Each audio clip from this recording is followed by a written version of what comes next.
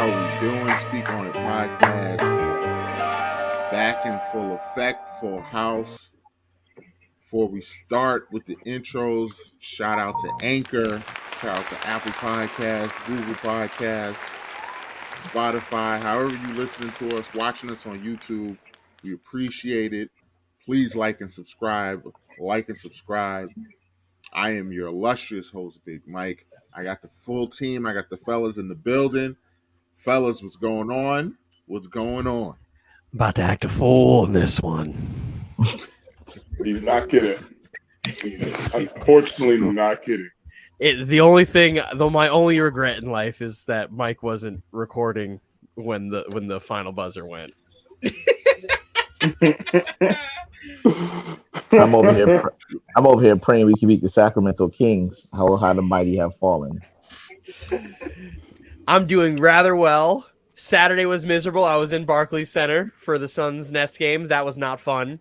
Then it was also cold, so getting out back to the Grand Central was not great. I didn't get home till like 2 a.m. It was great though.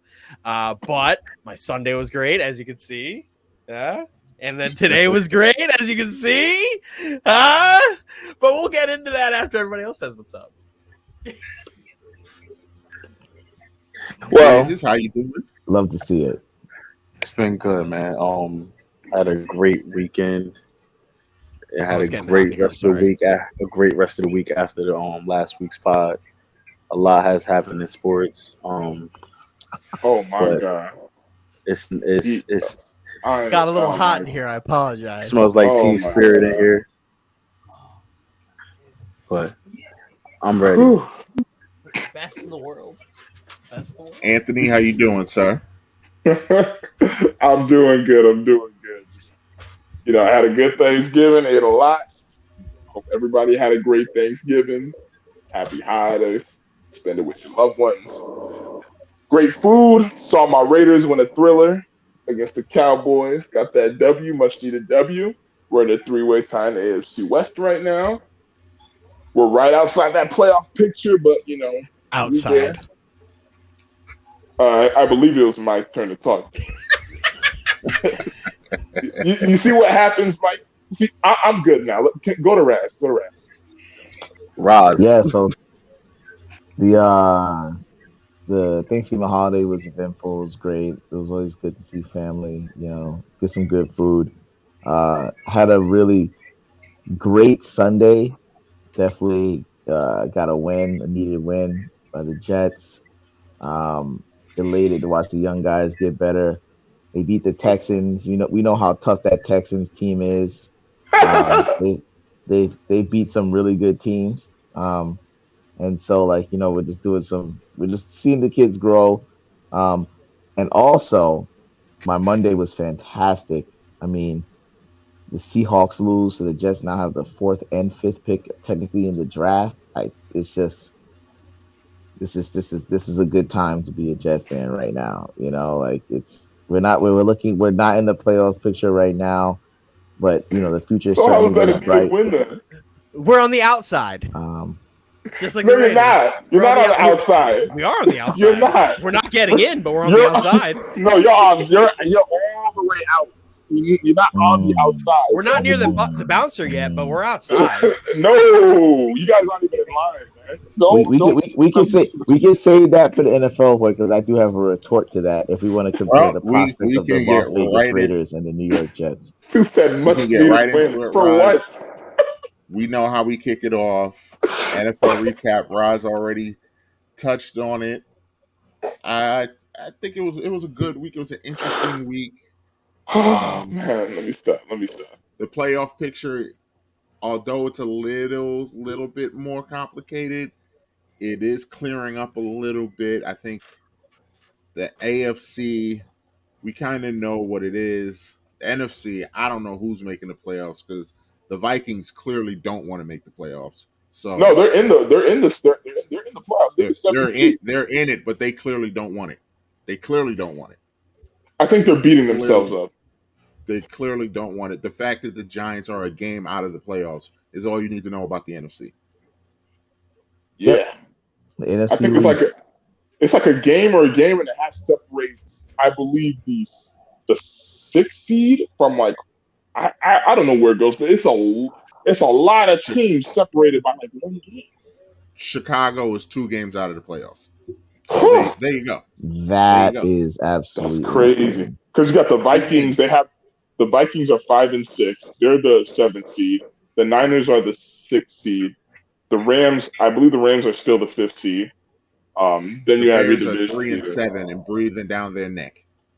Yep. I mean, that is. Isn't football team in contention now too with that win? No, yesterday? they're in the football playoffs. team is looking real scary right now. They're in the playoffs. Real scary. I think they rattled off 3 wins or something, consecutive wins, something around there. I know if the Cowboys don't get it together, the Cowboys better not mess around and give me a good Christmas. I'm not. They better not. Football team. I'm not worried about that. They better not. I was watching the Seahawks game. The Seahawks, the Seahawks are just bad. Their offense is bad. Their defense is actually still very good. Their defense is not good. With the best safety in the league, best in the nation. They're playing against Taylor Heineke. Boy, Anthony, you walked them right into that. Don't even get me started on this motherfucker, Jamal Adams. He goes in there. Whoa. He played good. Do not tell me he played good. Do not tell me he played good. He had one interception. He had one interception. 9 tackles. Okay, and then he let Antonio Gibson walk into the end zone when he was right there face to face with him. He made business decisions. Yes, he definitely made business decisions. Come on. I'm loving he looked like he was Deion Sanders out there in the run game. Just every single moment. Jamal Adams is the guy who used to meet you in the hole. He used to meet you there and hit you right there. When we beat the Cowboys 2 years ago, there was the play where Zeke was running right up in their final possession of the game. You know who met him in the hole to stop the first down or touchdown? Jamal Adams. Yeah. You're not going to sit here and tell me Jamal Adams can wreck Antonio Gibson's life. But he's paid it in the shade right now. He's Prez, man. And listen. But we all forget that. Anthony, in case you forgot, he finally passed Vince Wilfork on the all-time interceptions list. Finally. And he's been in the league for how long? Stop it. That whole team is dog shit. All power to the Seahawks, man. I think they're doing a hell of a job. How do the Seahawks have a worse pick than us? It's all fate. Joe Douglas Daddy might Douglas be the best GM in trading in the past 3 years. Might definitely be. Hasn't lost a trade line yet. up the trades. You line up the trades he's done, and I would argue you find a better set of trades in the past 2 years than what Joe Douglas has done. Fun fact: then why can't he draft anybody? Okay, let his draft picks grow. Segue. You said let them grow. Great segue. Why hasn't he drafted anyone? Question: Elijah Vera Tucker, is he good? Yes or no? Not really. Not really. So Elijah Vera Tucker is a Pro Bowl lineman right now. So we now call Pro Bowlers not really. Next, Elijah Moore, is he good? Yes or no? He's all right. Stop. He's all right. Really. Hint. I already gave you guys a big hint before and told you that he was tied with the league leaders in touchdowns by wide receiver in the past 2 weeks. He also was doing very good 2 weeks. against his Texans. How many weeks of football have we played? So how many touchdowns does Henry Ruggs have? What? Okay. Henry Ruggs is about to have more years in prison than touchdowns on the year. Oh my god! All right, cool. Oh wow! So yeah, let's talk about that. So let's continue. Right, Ashton Davis is actually doing pretty darn good. And he's a safety that basically was a walk-on in Cal, right? The walk-on in Cal. Okay. Is he better than Zach Jamal Wilson Adams? is back. Everybody's better than Jamal Adams right now. You know, again, like I said, you just love to hate that man, dude. You got this draft. Michael Carter is nasty and a really good runner. Terrible he got injured. But also the Michael Carter, the cornerback, is also pretty darn good too. Bryce Hall. All these guys are like third, fourth. AVT's the first. Elijah Moore's the second. But Michael Carter's like a third round pick. You know what I'm saying? Like fourth round. Literally I think Ashton Davis is a 3rd round pick. Yep. Bryce Hall's a 5th round pick. Michael Carter is like a 4th round pick. 6th round pick. 6th round pick. Like all these guys, my apologies, all these guys are what you expect the GM to make his, like, what he puts his hat on is supposed to be the draft, right? Okay. If you're getting starters from the 3rd round down, that is, I don't know what else you can ask for a GM out of a draft. He's only trouble. That's what that is. That is trouble. How's that trouble? The 3rd and 4th and 5th round picks shouldn't be starting. Okay, but question. Fair question, right? What pick was your man, the All-Pro safety? Byard. On your team. No, Byard. on your team. Byard. On your team. I believe he's a 3rd. So are you telling me that's a bad thing? Are you telling me that's a bad thing? It's a great thing. But why is it a bad thing when the Jets do it? Doesn't make sense. The Jets, that's why. Because he's not the best player on our defense, and he's not expected to be. Wait, I would argue that he is the best player on your defense. Who else is better than him? He might be. So is that a bad thing or is it a good thing? But you're talking about one player compared to you just rolled off 5 players that the Jets have drafted in the late. What you're saying doesn't make sense. What about your early round picks? He's missing also all his early round picks. Wait, hold on. Elijah Vera Tucker is a Pro Bowl lineman. How is that bad? I don't understand. How did he miss on his early round picks? He's only had 2 drafts. How is that bad? His first draft pick was Mekhi Becton, who is one of the better young left tackles. I'm so confused. And then he has Denzel Mims, who we just can't play him, but when he plays, he's great. So listen. His first 2 round picks have been good. Denzel Mims, really? Denzel's all right. But like I said, how is getting starters in the 3rd, 4th, 5th, and 6th round? So what you're telling me is that he's got a bunch of hits on his picks. He does have misses. Yes, so far, he does have misses. I'll give you that. Because you have I'll name you 3rd round picks, 4th round picks, 5th round picks, 6th round picks, undrafted free agents, by the way. How getting starters, NFL quality starters out of those picks is a bad thing. That means that y'all have. How are they NFL quality starters when y'all have 3 wins? That's the point. Y'all have 3 what are you talking about, Mike? Ding, ding, ding, ding. You are not NFL caliber starters. But you lost to it. You lost to it at the time. What? 0 team won? Like a 0 team? Like they had no wins when they played you guys. Is that correct? Here's what I'll say. Here's what I'll say about this whole situation. It's either the Titans don't have any good players, or they lost to players who aren't good. 3 it's receivers, either one of those. The best running back in football, and an offensive lineman all got hurt in that game. No, Derrick Henry played against it. We watched that game. Derrick Henry played until the end. He was not injured. You think they could have used him in overtime? Maybe. He wasn't injured. They didn't play him. That's not his fault. He wasn't injured against the Jets. Derrick Henry played the whole entire game. In overtime. Here's what I'll say about this whole situation. He was not injured. They're starters on our team, but the reason we're 3 and whatever is because we don't have veterans on our defense. That's what it is. We don't. They're starting because we don't have the veteran leadership to do it. As far as Hamza Nasruddin and Jamie Sherwood, those guys, and Michael Carter is doing good. Bryce Hall is doing good. Michael Carter is doing good. MC Deuce is doing good too.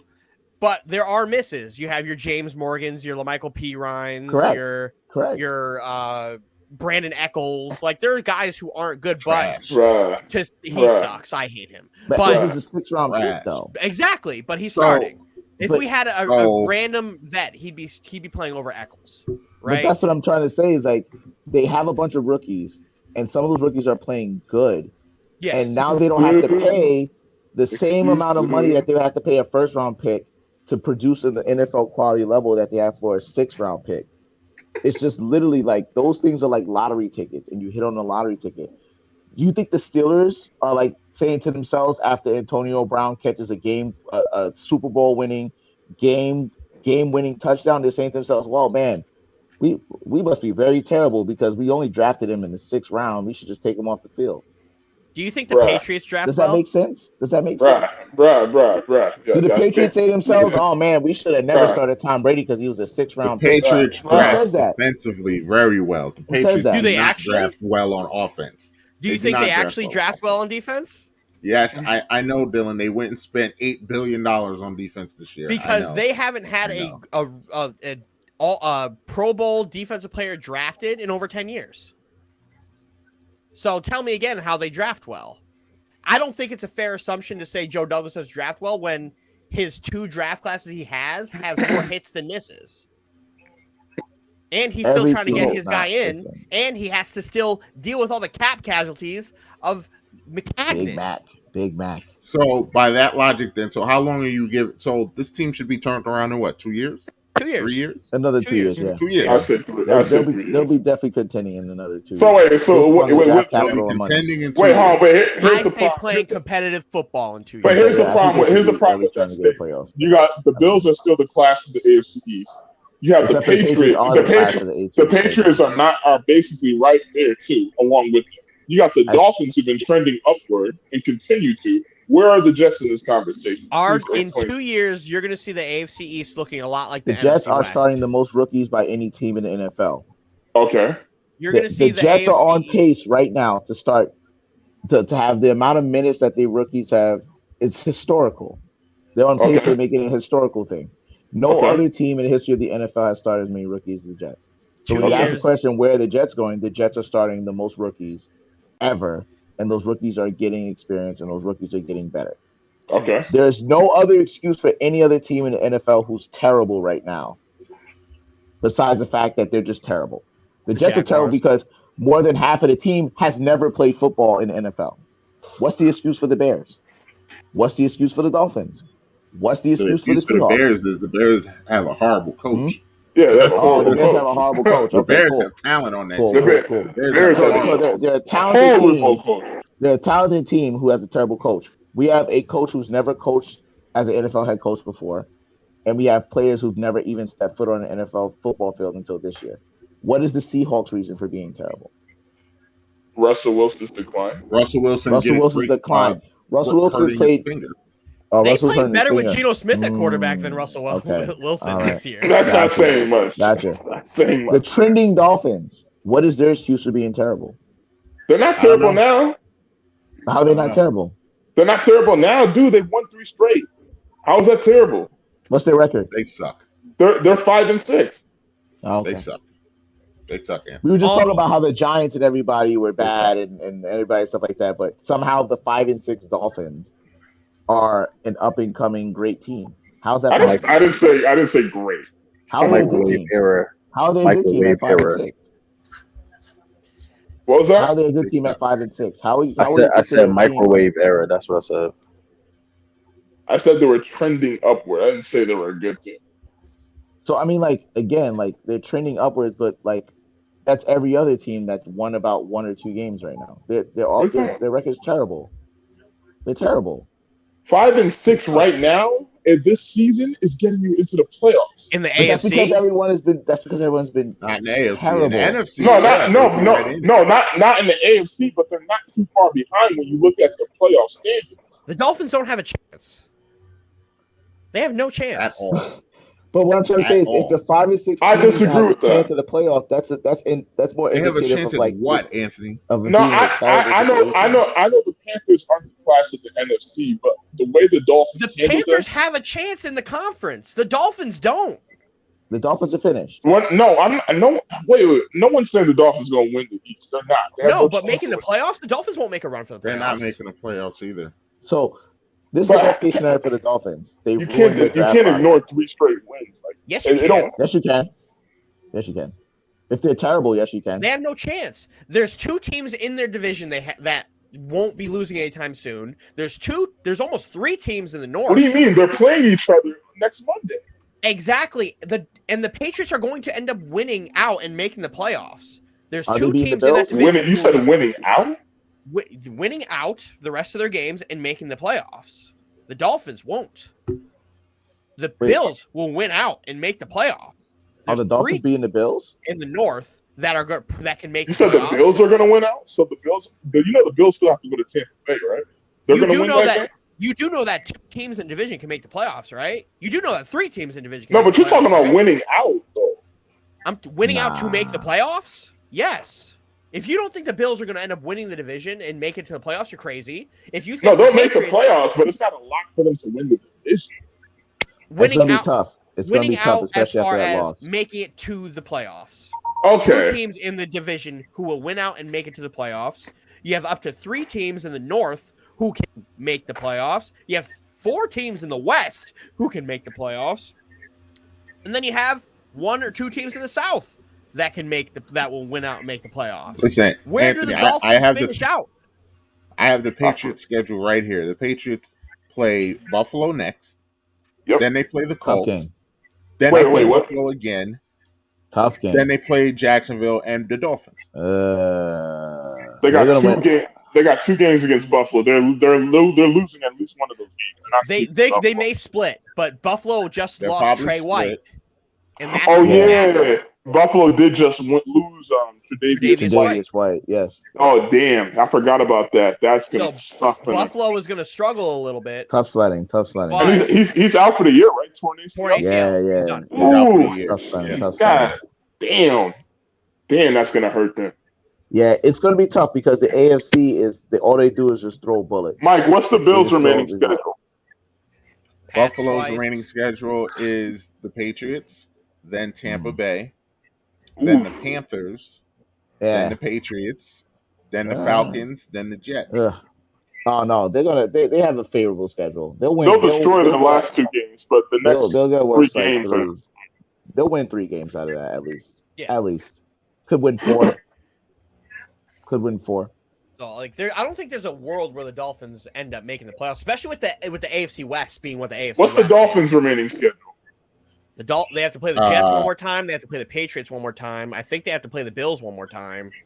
No, they played the Bills both times. No, they played the Bills both times.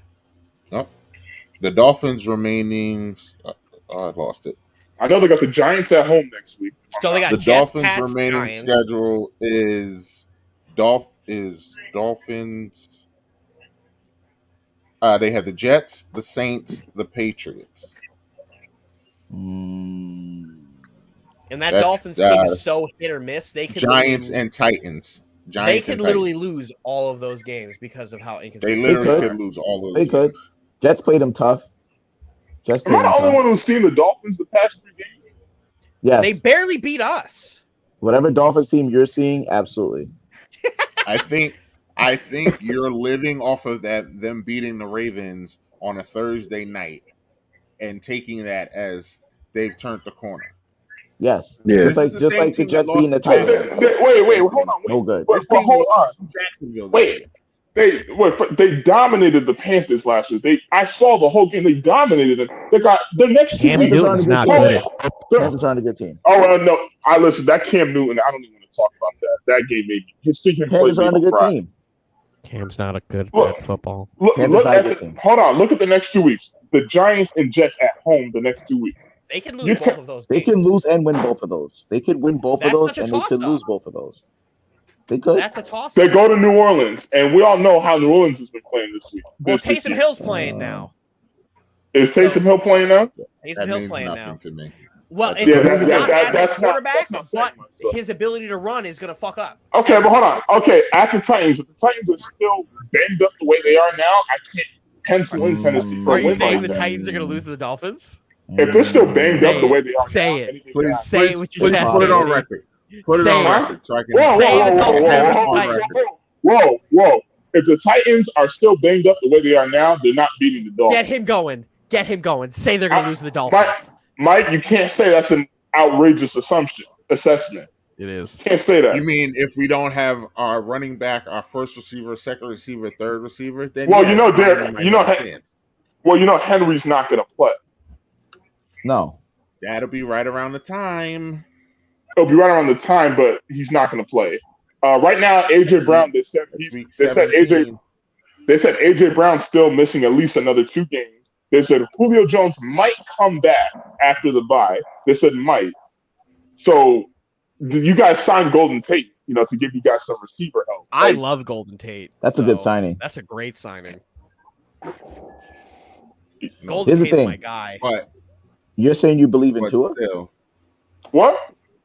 If you believe that the Dolphins are good, then you believe in Tua. Right there, Ross. Then you believe that's why the Dolphins are shaking. There's no way they win those games if you don't believe I'm not using words like great and I believe in this team. I'm just saying, like, these guys have reeled off 3 impressive victories, and Tua's been playing very well.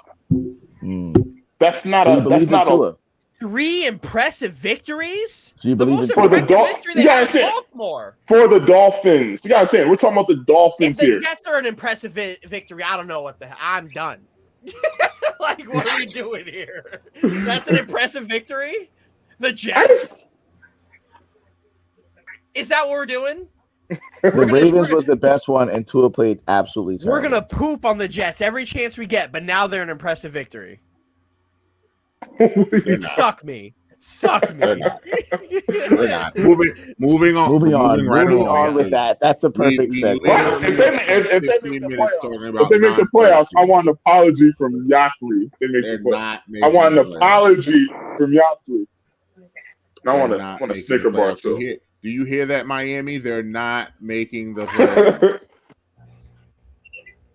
I like that the non-Jets fan can say that, because if the Jets fans say it, we're haters. So good. Yep. You guys are haters. Y'all both haters.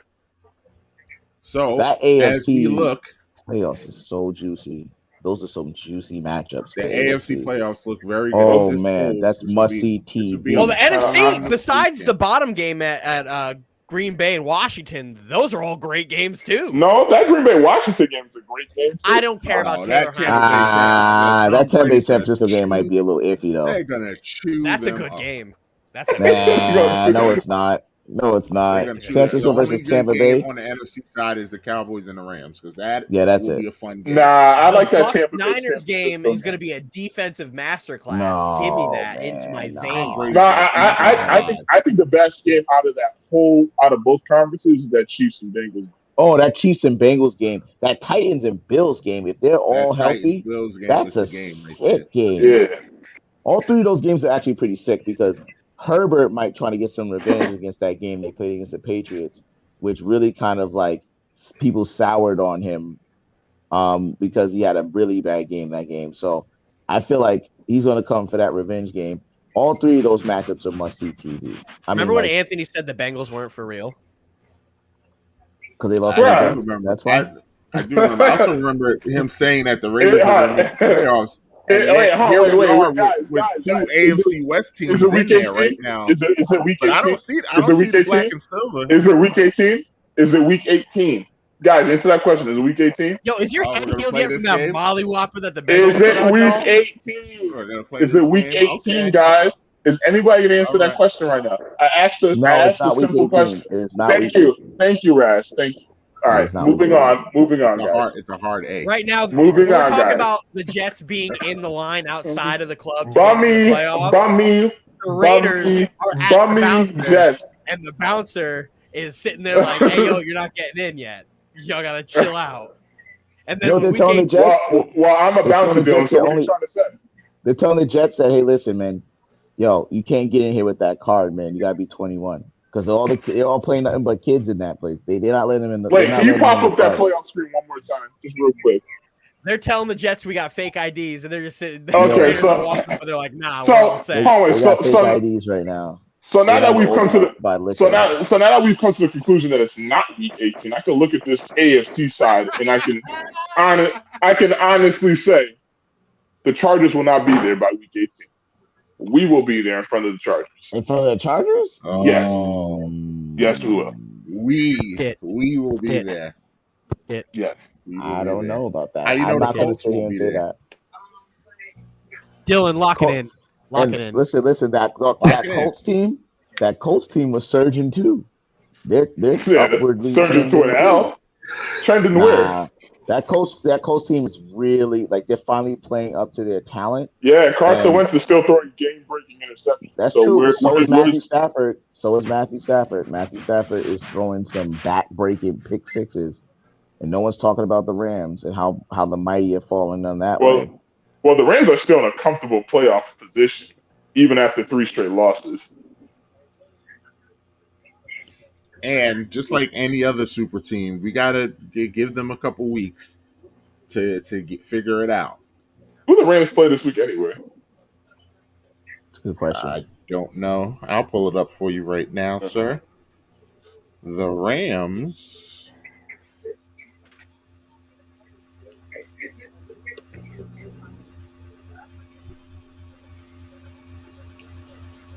Where are they? Someone talk. They got the Jaguars at home. That is a win. That'll be a good game for Matt Stafford to get his shit together. Yeah, and until they have to go to Arizona the next week. Yeah, that's not great. I feel so bad. I feel so bad. Then they have the Seahawks, the Seahawks, the Vikings, the Ravens, and the Niners. So they have a tough schedule. Yeah, they do.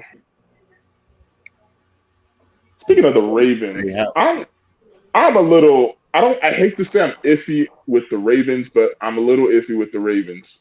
At least recently, I have not been too crazy with their offensive outputs these past couple weeks.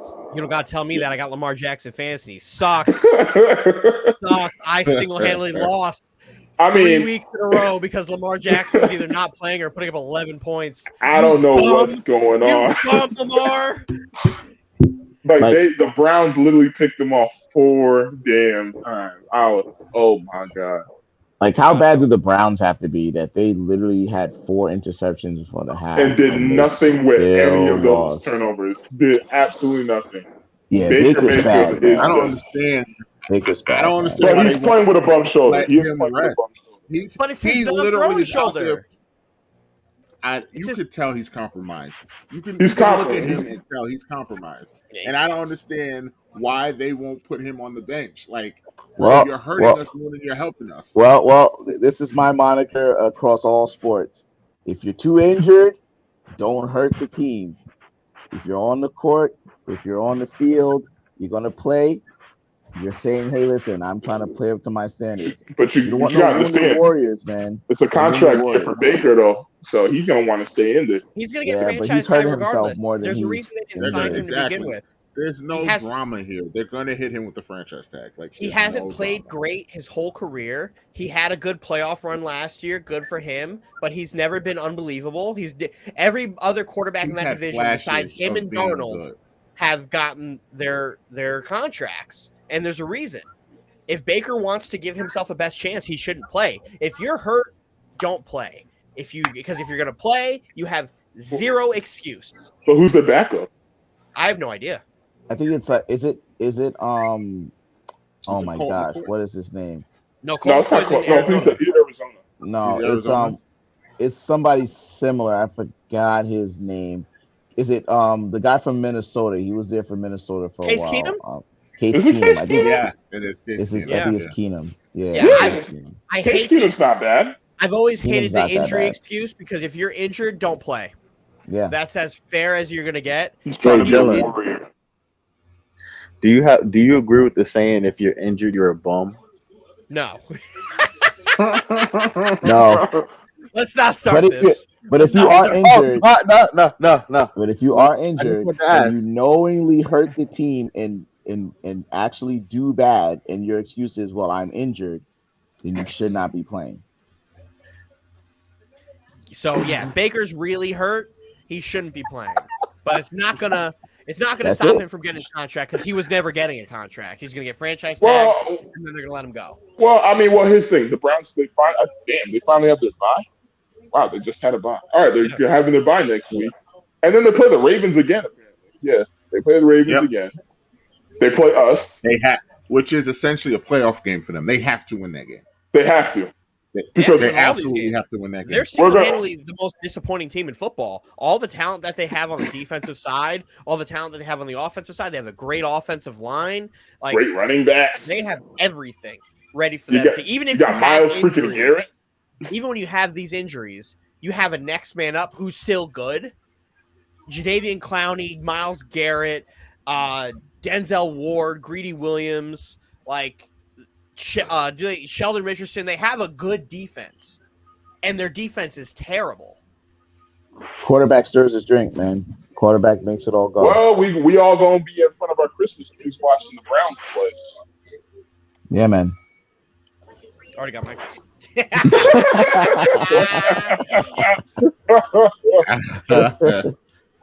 Well, Mr. Producer clearly is telling us that we need to move on, and we see him. And we have that as our wrap this up music all the time. This one picture of Aaron Rodgers, like we're at the Oscars. Just wrap it up, B. Wrap that shit up. But it's a great segue because that's a bad man right there, and they are still winning. My question for the panel: we all know the drama that Aaron Rodgers went through earlier this year. Don't have to go through it. Can he still win the MVP? Do we think can he win the MVP? Does he deserve to win the MVP? Media forgot about it real quick. Yeah, well, I think honestly, I think he's just running away with it at this point. Yeah, the media forgot about it. I didn't think he would have a chance at winning it because of the media backlash they may get, but it looks like everybody in the world forgot about it already. Yeah. So there's no way this award isn't his at this point. They're the class of the NFC pretty much. The only reason why they're not number one is because again, they've played one more game than Arizona. Their Packers are 9-3, Arizona's 9-2. Realistically, they're the class of the NFC. Then you could put Arizona number 2, but realistically, Aaron Rodgers is a bad man. He's a bad man. I mean, he can do whatever the hell he wants to do, no matter how messed up it is. Unfortunately, the only thing I see slowing them down is if Aaron Rodgers' broken toe actually gets bad. Don't they call it the COVID toe or something like that? That's what they call it. That's sensitive. I don't know how accurate it is. I didn't look at the picture of his foot because I don't care to see it. But it's the only thing I can think that can slow him down is that. I think it's still Brady slightly ahead, and I think it's Rodgers very close second. And surprisingly, after this past week, I'm gonna have to go with Josh Allen because he definitely showed me something. He out there is throwing darts, throwing bullets, and the Bills are winning. And then I know they had a tough loss in that game, but they still won that game. And the Bills definitely showed some moxie in that game. To basically remind everybody not to forget them. But I still think what Tom is doing, his stats, the guy being what is he now, 44, 45? 44. Jeez, man. As much as I'm a Jet fan, I can't. What he's doing in Tampa Bay, man. I hate that motherfucker. Say whatever you want, man. He's still slinging it like the best of them. And I think if Aaron Rodgers and those Packers run the table, or he has some, If Aaron Rodgers, Raz, clean your language up, man. If he runs the table, I think he wins. COVID or not COVID scandal. But I think if Brady and them end up winning that division, it's going to be tough for them to not give it to Tom Brady. It's going to be a close finish. Does it ever so you think whoever gets the 1 seed in NFC is going to be the one? Yeah, I think so. And I think it's going to come down to that. And that's what the voters are going to look at. They're going to say, okay, these guys are both doing great. Their teams are both doing great. They both overcame a lot. Tampa Bay had a little fall down swing. They took a huge valley. There were questions as to, are these guys not as good as we thought they were? And then they came back and they had a great win last week. That Giants win seemed to kind of have woken them up, but we'll see because again, Kyler Murray's coming back, and that Arizona team when he was there just was blitzing the entire league. So we'll see how that works out, and how Arizona lurks and kind of muddies the waters. But I think it's Tom Brady 1 for me, Rodgers 2, and Josh Allen. You look at the Packers' remaining schedule. I mean, they have their bye week. They have 5 games left. Of their 5, 3 of them are at home, and then one of the road games is at Detroit.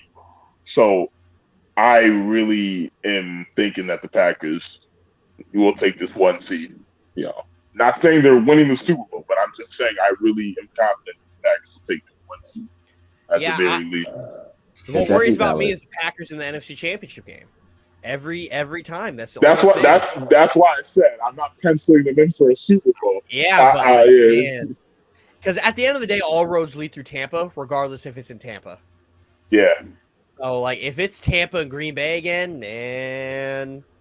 That's why that toe thing it frustrates me, because I feel like it's not something that'll just heal by itself.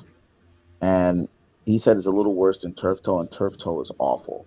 So it just rubs me the wrong way that even if he soldiers through this season, we're going to see a slightly hampered Aaron Rodgers against possibly a Tom Brady, and we all deserve as NFL fans to see them both at this juncture at their best, because I think Rodgers is a bad man. Like you said, the bye week came at the perfect time. The bye week came at the perfect time, and if they get that 1 seed, they'll have another bye week. So that's what they're done it for. Yeah. Just looking for a good matchup. So I really a huge Aaron Rodgers fan, man, definitely. Yeah. So nobody wants to see the Chargers in the playoffs, though. We don't need that. You just take the Chargers out, put the Raiders there. Perfect playoffs. See Justin Herbert get busy in the playoffs. We love that. Yeah, he got busy last week against Denver. You don't want to see the Chargers in the playoffs because that means your Raiders are not there. I would have no problem with the Chargers being in the playoffs because the Chargers are a good team. If the Raiders don't make the playoffs, I'm going to be unbearable. I know you will. Terrible, because it'll be how many straight years where the Raiders go and that week we get and then out. And that week we get eliminated from playoff contention. I won't be on the podcast.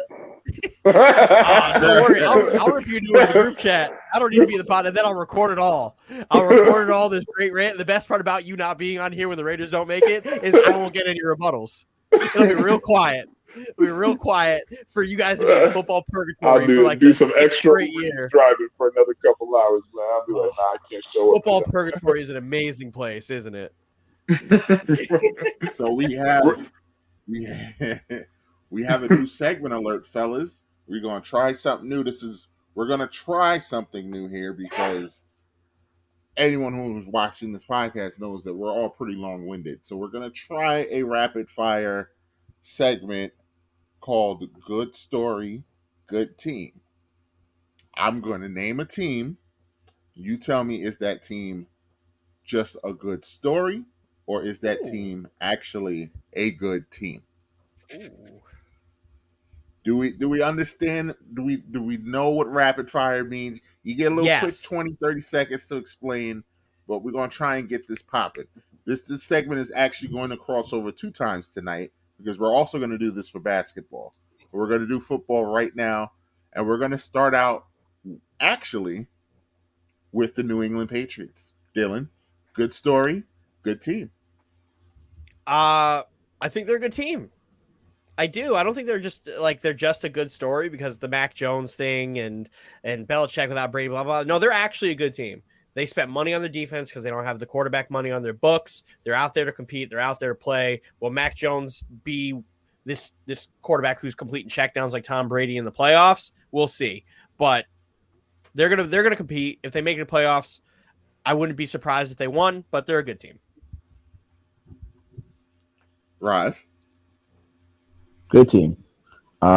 Defense is playing out of their mind. Offense, Mac Jones is managing the game very well. You have the typical Josh McDaniels offensive scheme. He's playing that to the T. Belichick is still there. He's coaching. And he's coaching them very well, specifically in his forte, which is the defense, which is carrying the team, and allows the offense to do a lot crazier things and to be a lot more daring. So definitely good team. Anthony. Good team. Definitely good team. Mac Jones is playing some very efficient football, taking care of the ball. Completion percentage is very good. And again, Bill Belichick is doing what he does best, which is terrorizing the crap out of the opposing team's quarterback. So definitely a good team. They're gonna go. They're gonna go this year. They're gonna make some noise in the postseason. I'm gonna say good team only by default. I don't think that their offense is very good at all, but Bill Belichick is a wizard on defense. Their defense is for real. I don't think their defense is going to be able to carry them very far when they run into these high-powered AFC offenses. But for the fact that I'm pretty sure that they're going to sneak into the playoffs, I have to call them a good team. We're going to move right on. Next team. Wait. I don't get a chance to pick? No, because you're a Patriot. You were a Patriots fan. You're biased. You get no opinion. So I'm still Wait, you don't watch the NFL? I don't. But I wanted to say shout out to my boy French. He wanted to make sure French gets no shout outs in here. French gets no shout outs. He wanted to make sure y'all gave his Patriots their flowers. So that's shout why out his to my team was first. You make sure you make sure you tell French I said fuck the Patriots. Hey, language. Don't care. I edit this thing. Second team, Raj, you're up. Washington football team. Good story, good team. Oh man, I wish there was another option, but yeah, I know. I'm gonna say how this game works. You gotta pick. I'm gonna say good story. I don't think Washington's gonna do anything worthwhile. I think because of them being in the NFC least, I call them. They just by default they're in the thick of things, and I feel like they're not a challenge to anyone seriously in the NFC. So I'm gonna go ahead and I'm gonna say good story in the end of the day. Anthony. Neither. I mean, they're not a good team. I mean, they're painfully mediocre. Their defense is historically bad. Their offense is okay at times. But then again, I have to kind of watch my words because we play them next week. But for right now, neither. Got to pick. So that means you're picking good story. Okay, Dylan, good story. Good Anthony, team. give them bulletin board material so they could whoop that ass. And I think it's ironic that the Raiders are calling anybody mediocre. I want to. So if. Right now, technically, they're a good story, but if we're talking about their roster altogether, if they're not injured, I think they're a good team because they have a really good defensive front with Chase Young and all those guys there. And if you get Fitzmagic in the mix, they can cause some problems. But as of right now, as currently they already have Fitzmagic. It's called Heineke. Yeah, so we're not. But they're a fun team. And I like football team a lot. Ron Rivera is one of my favorite people in football. I agree. And I root for Ron Rivera every chance I get because I think he's an unbelievable person and a really good coach. He's a leader of men, and that's somebody I can get behind and somebody who's come through and had his issues with cancer and beating that is a great story. That's where I'll say is a good story for him being as good of a coach he is with this group of people, especially with Tanner Heineke at quarterback. But no, they're not really good at football, and it's also really not a good story, but I'll say good story because of Ron Rivera. Oh, Breeze, you want to jump in on this one?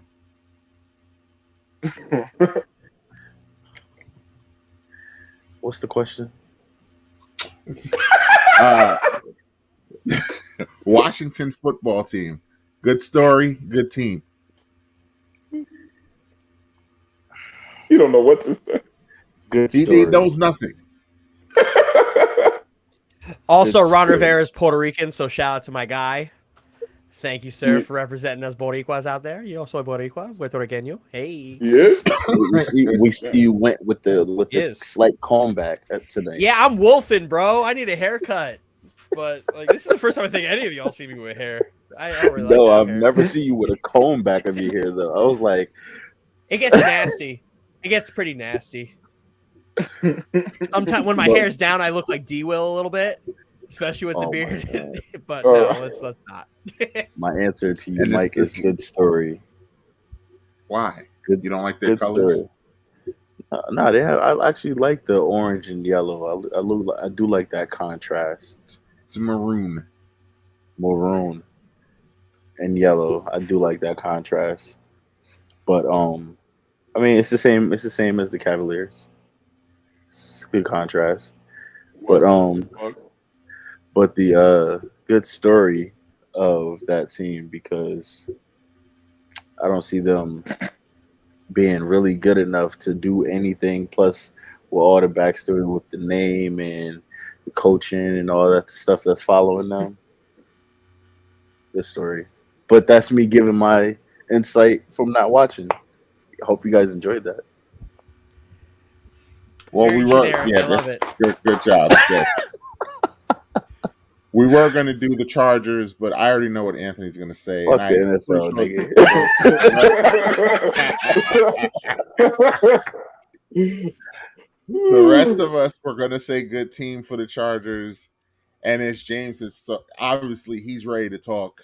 So we're going to move right on into NBA talk and let Dylan have his 25 seconds. Oh, God. At the time of this recording, the Nets it's longer than 25 seconds, Mike. I'm about to go on a BS call, but that's neither here or there.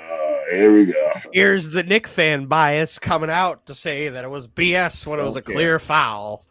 21 games into the season. That don't mean nothing for rivalry games. Even James is on my side on that one. Rivalry games is different. It is different. It's different. That was for the pride of New York. If we would have won, he would have had to hear it. I would have had to hear it, but I didn't. So I haven't taken a look at Twitter or anything like that. I hope Nets Twitter is shooting bing bongs out of everywhere, right from the hip. Bing bong, bing bong, bing bong, Dylan, bing bong, bing bong. Thank you. I hope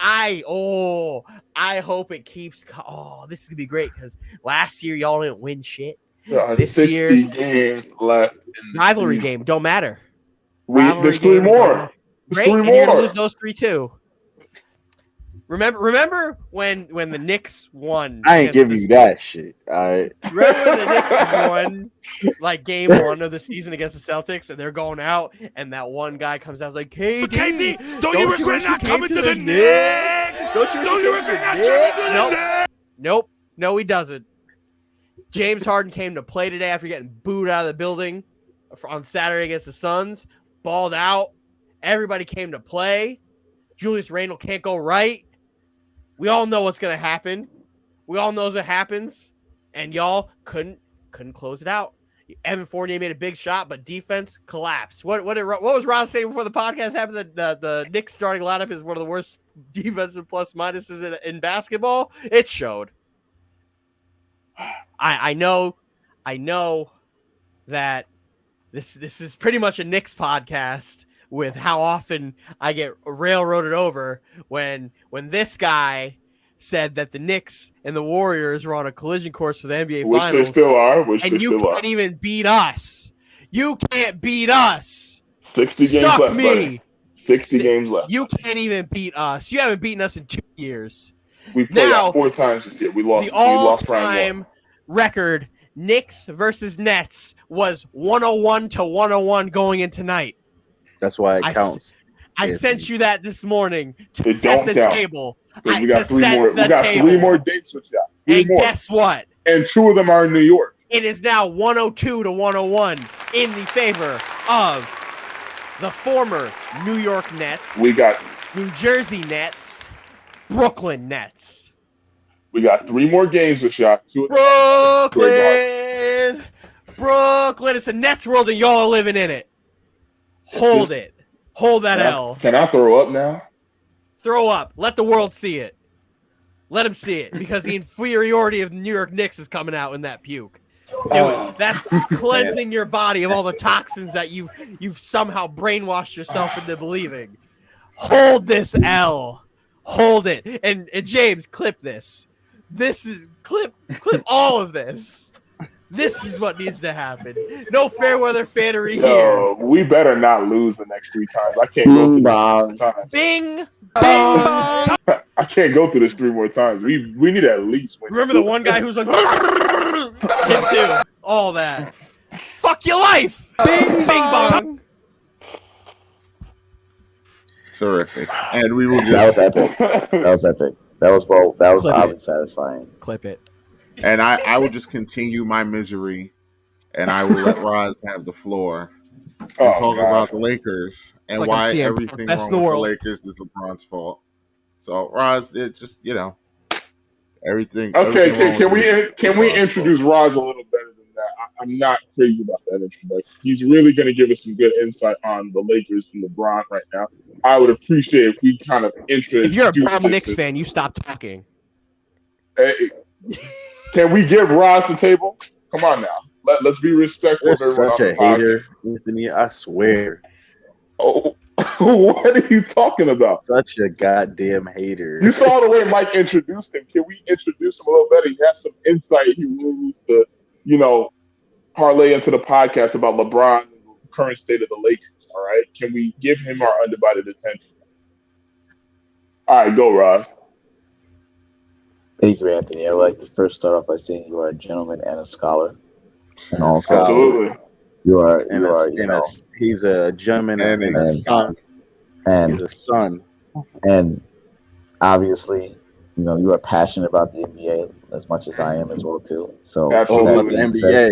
About the with NBA. with that being said, let's talk about the state of the Lakers. So the Lakers, as I'm speaking right now, are losing to the Sacramento Kings. I repeat, the Lakers, as I'm speaking to you right now, are losing to the Sacramento Kings. Right? I mean, everything that's happened to the Lakers is pretty much the downside in which everyone was talking about the Lakers face when they entered the season, which is you have a bunch of parts and you're trying to put these parts together to make some type of like well-oiled machine. The problem with it is that some of those parts were never, ever, just in isolation, it would never work, right? But because we're trying to maximize in some form or fashion the last years of LeBron James, we're also trying to bring in whatever we can talent-wise to help out with Anthony Davis because we don't necessarily trust him to stay healthy the entire season. This is what you have, like you have Carmelo Anthony being run into the ground, playing starter minutes, while he's producing, and it probably ends up being our most consistent player, which absolutely is mind-boggling. AD is also doing well when he's on the court, and so far nothing's happened, so I'm very happy for that. But again, what I've been saying in the beginning, which I'm not sure why it happened, but somehow Russell Westbrook is still on the Lakers, and Russell Westbrook is still playing like a chicken with his head cut off on the court on the Lakers. Russell Westbrook is literally a bull in the china shop. It's him running around, sometimes doing spastic shots that don't go in. Russell Westbrook has found a shot that he doesn't like. Every shot he feels like he's going to make in. I respect it, but Russ is not that Great type of person. confidence. Russ has not been that type of person for a very long time, right? He's a ball dominant guard, and you put him on a team with someone who happens to be a ball dominant person. Well, he does dish the ball, but LeBron James, when they won the championship, right? Whether we said, or maybe he doesn't want to, or maybe he doesn't like to, they were the most effective when he was being a ball dominant person. He brought it up the court. What do you do with Russell Westbrook? He's going to give out triple doubles everywhere. Too bad. Russell Westbrook is still putting out the assists. He's also putting out a high turnover rate. He's also taking terrible shots. I don't think his field goal percentage is even close to his career high or even close to his career best at the moment. And that also goes to his three-point shot. You just don't have enough firepower for them to also, which is the biggest red herring of this Lakers team, is that they don't play defense. They don't play defense as if they've never played defense in their entire life, which is mind-boggling. We have 3 potential Hall of Famers on the team, and neither of them can play defense. Neither of them can play defense worth a damn. The defense around them isn't much better. So what do you get? You get a team who is losing to the Sacramento Kings, who have lost to the Sacramento Kings most recently, who no one respects in the West. When LeBron James comes back, he had a really good game. All I need from LeBron James is to be on the court more than 50% of the time for whatever reasons he is, whatever it's been, whether he's at a brisk, whether he's in Cabo, whether he's injured, whether he smacks people up, throws them out the club, whatever gets him on the court, I don't care. When he was on the court the last time, I believe he dropped 33 points, had nearly a triple double. That was fantastic. Please, LeBron James, be on the court as much as you possibly can. I don't care if you need to bring in the chiropractor, your fitness guru, whatever it is, if they need to walk you out and escort you off the court, if you only play 10 minutes, whatever it is, get on the court because this Lakers team is hemorrhaging wins. They cannot do that in the West. Klay Thompson's coming back. The Suns team is good. Jokic is playing good. He's back now. That team suffered a loss. I get it. Michael Porter's not there. Aaron Gordon has to step up. All these guys are getting reinforcements. Jamal Murray's coming back. John Morant is going to come back again. Luckily he avoided a serious injury. The West is not a toss up for the Lakers to feel like they're just going to just skate through and just get in, because obviously we saw them get bounced in the first round when they play a really good team. The Lakers have to just do better. It's just that simple. The coach is not that good. The defense is not that good. The players need to stay and be healthy on the court. That's the end of the Lakers. I love that you said a brisk. That is very funny to me. Did you mention that because Hanukkah started? Oh, yes. Everyone, happy Hanukkah, by the way. Happy Hanukkah. All I want for Hanukkah is LeBron James on the court. James, can you clip when he's sitting there saying, please, LeBron James? That was awesome. That was a nice soliloquy. I'm going to make that audio. Watch. Please, LeBron James, get on the court. That was a great soliloquy. I couldn't agree more. A soliloquy, if there ever was one. I definitely play that very often. Couldn't have been more spot on, honestly. So now, let me ask you this question: if you are the Lakers, Raz, without going into like a crazy long tangent, because I know we could get into that, what is your move for this team in order for you to get the identity that you are looking for? What should they be looking to do?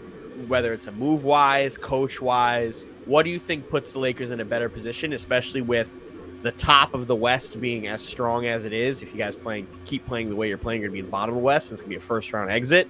What do you think needs to get done? I mean, it's not like the Lakers don't have talent. I think the problem is that, again, right, you're waiting for them to gel. And the problem is like they're losing time. Like, we thought it wouldn't take this long for them to gel, right? Whether it's because, again, like people are just like not on the court at the same time, like you have to be able to the importance of them being on the court isn't necessarily like, okay, it's just going to click, but it gives the coach a chance to experiment with different lineups more often than so you get to at least see what's working and what's not working with these guys on the court together.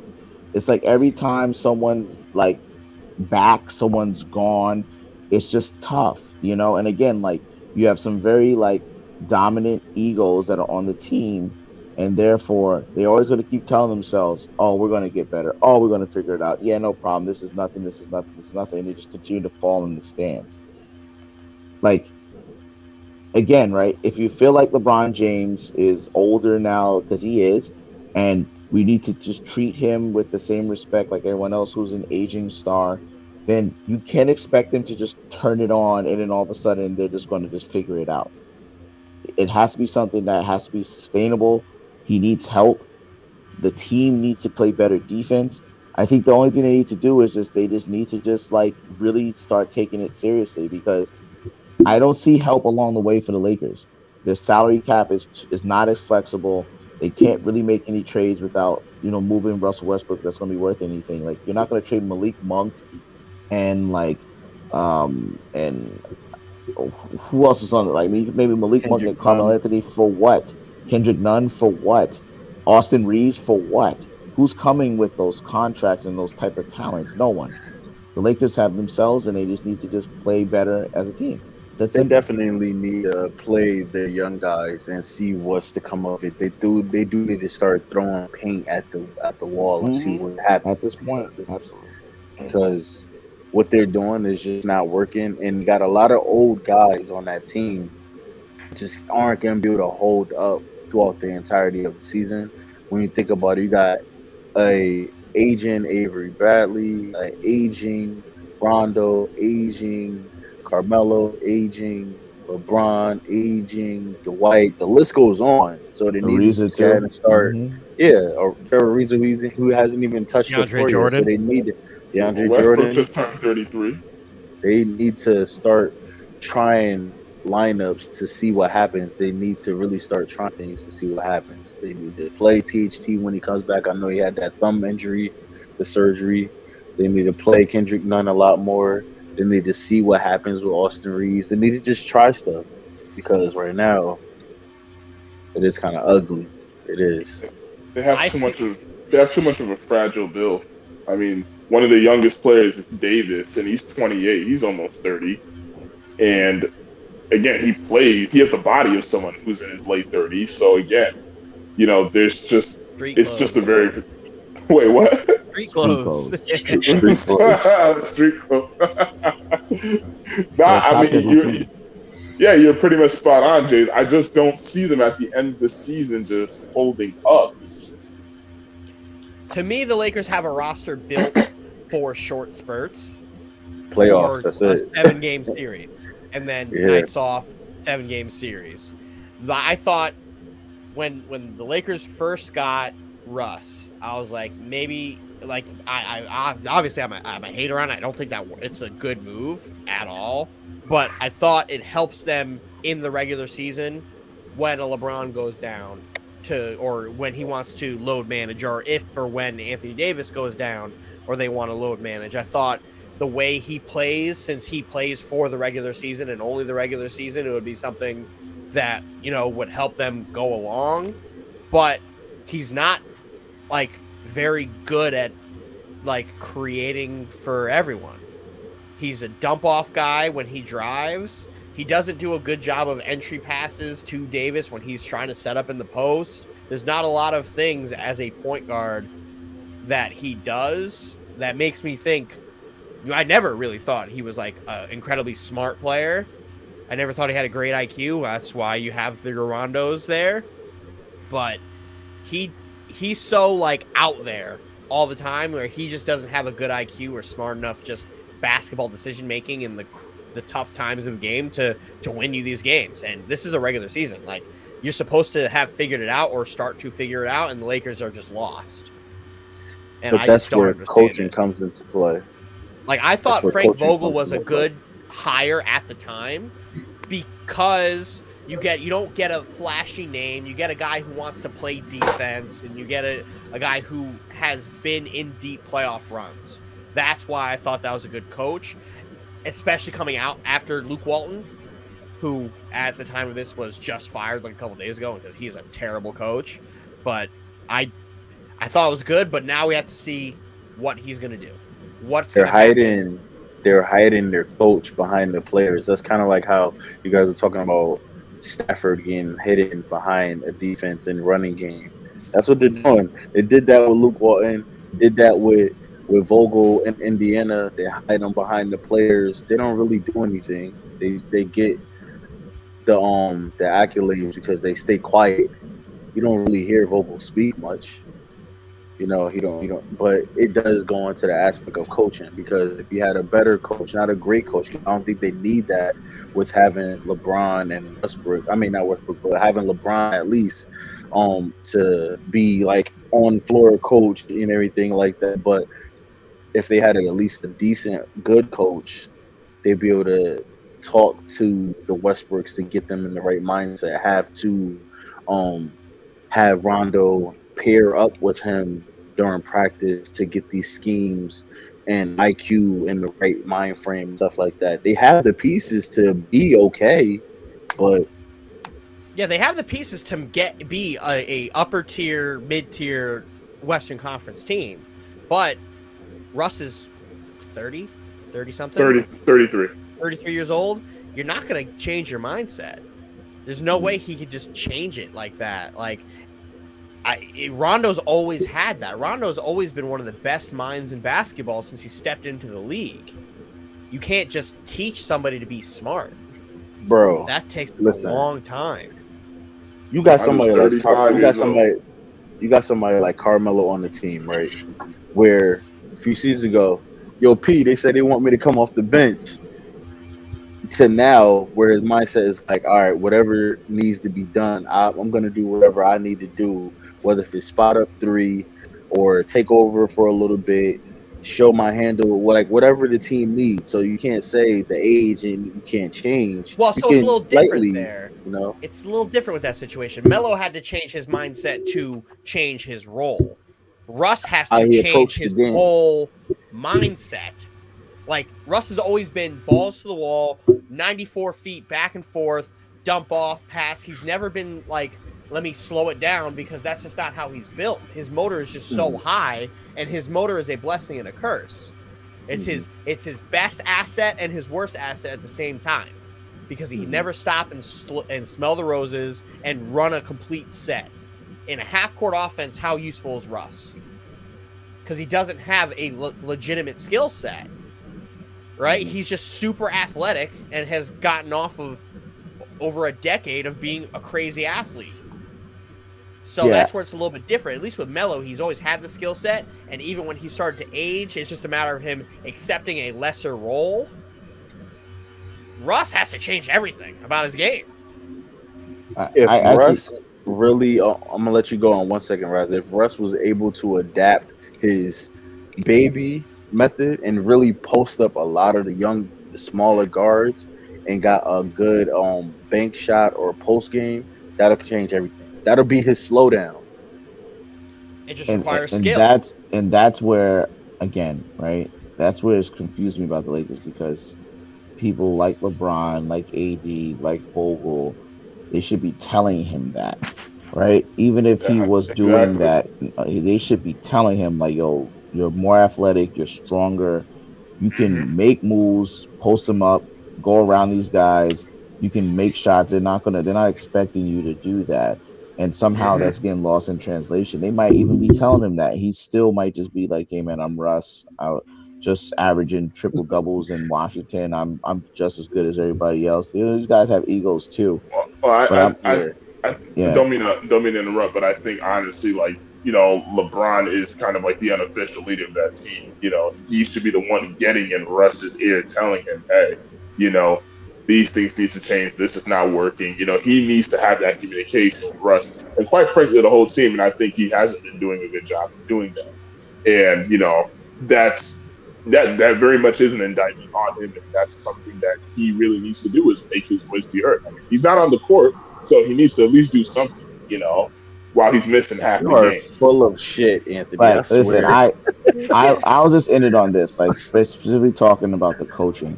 Look at it. In hindsight, Vogel seems decent or whatever, but I still think that we missed out on Ty Lue. I think Ty Lue would have been such a better fit for that team that won the championship and going forward than Frank Vogel. And I agree. They were literally in the 12th hour, and somehow those talks broke down. But Ty Lue was expected to be the next coach of the Los Angeles Lakers, and I think he would have been doing a better job now, specifically coaching up the younger guys than the Frank Vogel. I feel like Frank Vogel gives me, not to cross over, but Frank Vogel gives me real Aaron Boone vibes, where it's like, he's good to pacify the front office and upper management, and he's a cool, chill guy, so he never ruffles any feathers with the players, but the results aren't there, right?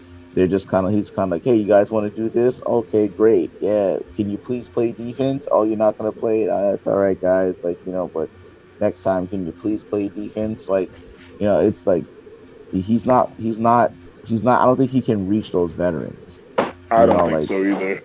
I don't think he can. But I mean, it is what it is. The Lakers just got to roll with whatever punches. They made their own bed.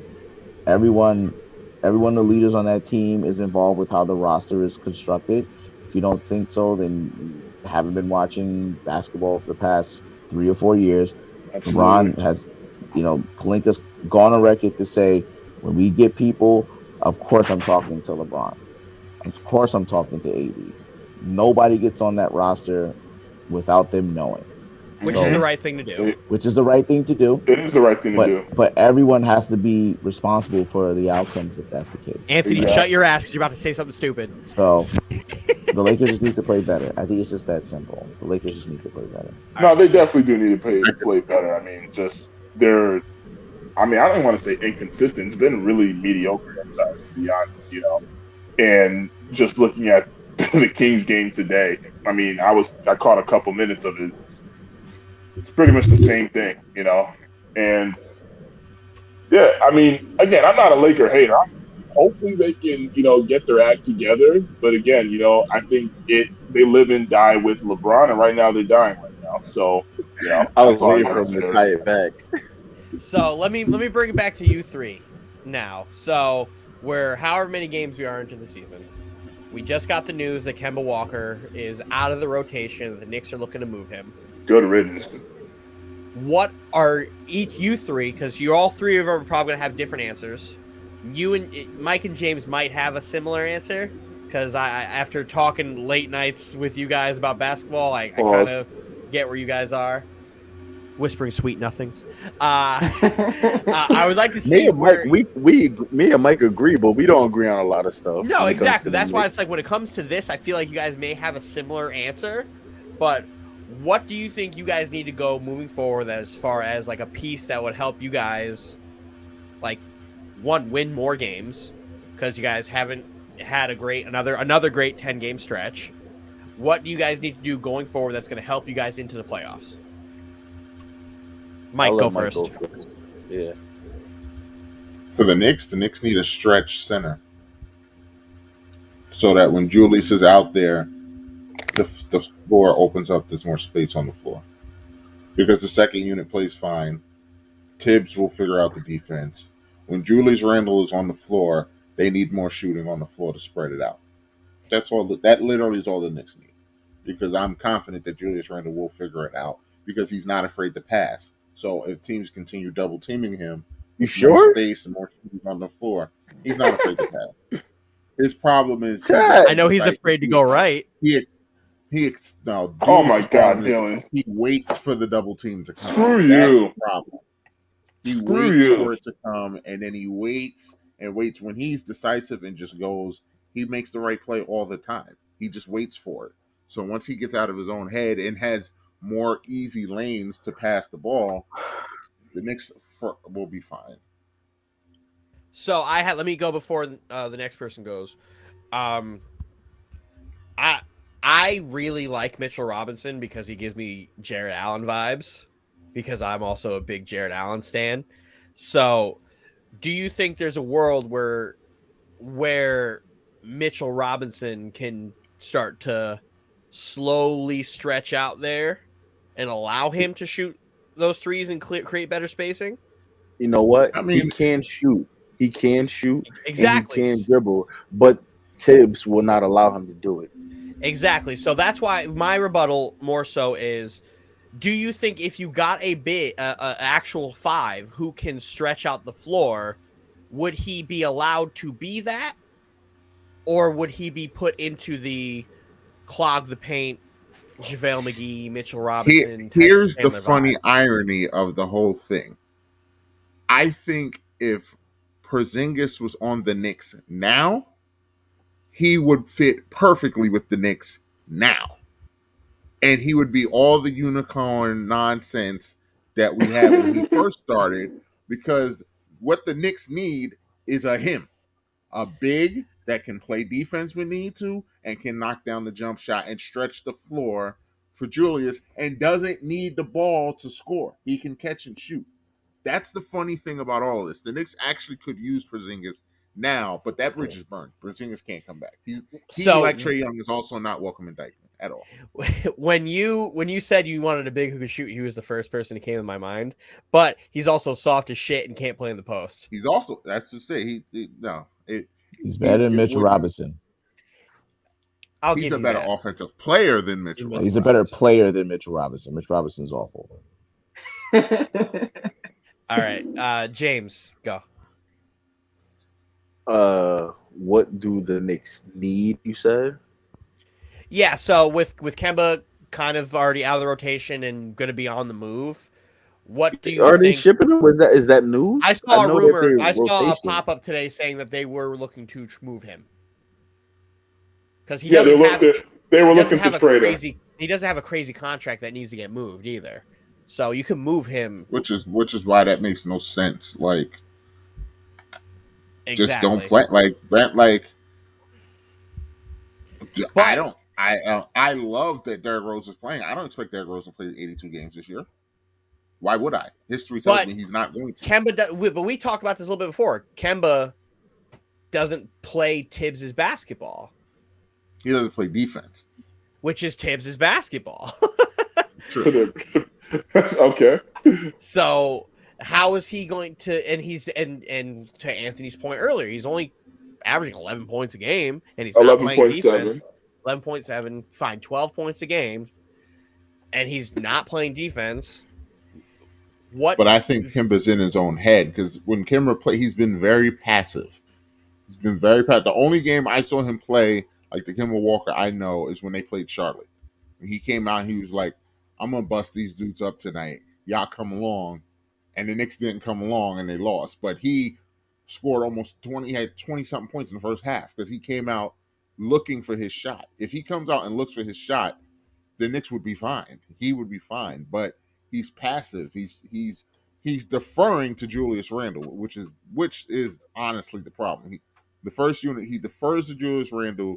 He knows that they're trying to bring RJ along. So because he doesn't have, I don't want to say he doesn't have alpha personality because he does, but he defers. He just, y'all got it. I'm good. I don't need my shots. I'm good. I'm good. I'm good. And the problem is he doesn't play defense good enough to stay on the court and do that. When Alec Burks is on the court, he does look for his shot. So, and he's bigger than Kemba. So logically, it makes sense to play Burks more. But when Kemba looks for his shot, he's a better offensive player than Burks. Like, Kemba shoots better than him. Kemba has a better handle than him. But like I said, for whatever reason, he's deferring. Which is also, to circle back, is the same thing. Y'all are killing Russ. Russ is deferring. You can't have it both ways. When they played the first game and he didn't want to shoot, we need the old Russ. We need Russ to play like Russ. And then when Russ plays and goes 100 miles an hour, he needs to turn it down. He needs to learn to play in half court. You can't have it both ways. You can't have it both ways. Like, what do you want? What if you didn't want Russ at all? We want adaptability. What if you didn't want Russ at all? I'm on record. No. I'm on record of never wanting Russell. Yeah, never. He is. Never. So, like, I literally almost weeped when I found out that he was traded to the Lakers. It's the worst fit for the Lakers. LeBron James teams historically do better with shooters and like at least stretch bigs or stretch forwards, passers. Having Russell Westbrook without a 3-point shot, playmakers. And that's the problem. Well. That's the problem. The playmakers that are usually around him, outside of Rondo, right? They usually have some form of firepower. Russell Westbrook cannot hit the broad side of the barn from the arc. I mean, who's gonna terrible? Yeah, exactly. They dare him to shoot the three. They dare him, and he misses more often than not. It was such a bad fit, and the salary was terrible. Like, I feel like the Lakers could have moved it. I mean, they heard about Buddy Hield. I would have gladly taken Buddy Hield. They should have taken him. I don't know why. Completely fine. Like, I don't know why they didn't take him. And the Kings were willing to give them Buddy Hield, and somehow, some way, they said to themselves, yes, Russell Westbrook. Like, it's just like, it doesn't make any sense. How does LeBron and Russell Westbrook work together? What if LeBron passes to Russell Westbrook? Are you comfortable with Russell Westbrook hitting a game-winning shot? No. No. Are you comfortable with Russell Westbrook hitting a game-winning three? No. Are you comfortable with Russell Westbrook hitting a wide-open shot? Maybe. If that's the case, you can't absorb $44 million for the next 2 years on average. And he doesn't even facilitate. All of that is true, but I am comfortable with Russ getting the ball if the play breaks down and Russ getting to the basket. Because Russ can do that. He can do that Yeah, with his eyes. but historically speaking, as we all know, LeBron needs people who can make big shots on his team. I mean, Russell Westbrook ain't that guy. He's just not. He's not that guy. And the problem is that Russell Westbrook is the guy who takes up the court, draws the defense in because he's gonna just be like, like he's played his hair on fire and he's gonna kick it out. And the problem is the other guys aren't shooting well either. So now you have LeBron, and even though LeBron's jump shot is way better now than it was before in his career, I think. Now you're hoping that LeBron James, Anthony Davis, and maybe if Carmelo's on the floor, is going to hit a wide open three, because those other guys are just like cast off retreads, or they just watch the Carmelo's going to dudes. hit it. Carmelo's going to hit it. That's why I mentioned Melo. Carmelo's going to hit it. Now, you're right. Is he going to be on the floor because of his defense? I don't know. But Carmelo's going to hit the shot. Carmelo and LeBron fit perfectly. They're perfect. Melo fits perfectly, and he's been playing how you expect him to play when everything goes well with the plan. Russell Westbrook should have never been a part of the plan. I don't know. I feel like this Russ too ball dominant. I feel like this Russ thing it's overblown because he's not a half court player. They haven't all played together, and B, Russ is supposed to be the third option. The elephant in the room is Anthony Davis is playing like shit. That's the elephant in the room. No, that's not Anthony true. Davis is playing like shit. He's not true. Playing like he's Ross, is Anthony Davis playing like a top 10 player in this league? Because he's not. I can tell you right now, he's not. And for them to win the championship, Anthony Davis needs to be a top 10 player in this league. I think you should look at Anthony Davis' stats before you. Is Anthony Davis playing like a top 10 player in this league? According to his stats, he is playing like a top 10 player in this league. Yeah, no, Anthony Davis, he's still balling. He's averaging about 24 a game. 24 and 10, actually. Let's reel it in a little bit. Let's get back to James. Let's get back to the Knicks. We already had our Lakers talk. James, what do you think the Knicks should be looking to target, grab for Kemba Walker? What changes do you think could be made? Say it one more time. What changes, or who would you like to see the Knicks grab, or what changes do you think you would like to see made with your Knicks lineup going forward? Especially now that Kemba, again, is on the trade block and out there ready to go. What do you think you can get? Who do you want to get, etc.? Who do we want to get? I mean, I don't know, man. I wasn't never sold completely on the Kemba Fournier deal. I think Fournier, like I said to Mike in private chats and in our Instagram chat, that Fournier is a international Olympic player. Whenever the playoffs happen, he has 0 scoring games. So I was never really sold on Fournier, but when it comes to him playing this season, I mean, he hasn't really seen the floor that much either, because he's been more or less on the bench during closing time during the games as well. But I don't know. I don't necessarily know what the Knicks need, man. I don't know what the issue is. I think that just like a little bit more than the Lakers, I think that the Knicks have what it takes to be better than last year. I'm not saying that the Knicks are going to the finals or anything like that, but I do believe that the Knicks are better than last year. The Knicks are a semifinals of the East Coast this year with the team on paper, but I don't know what's happening with them. Honestly, I don't know what it is. I couldn't tell you. Anthony, because I'll give my opinion after, because I could be a very unbiased person, because I do like watching the Knicks, and I do love when the Knicks are good, but I do have to support my boys every day again. But yeah, no, I will give my opinion after. So Anthony, go ahead.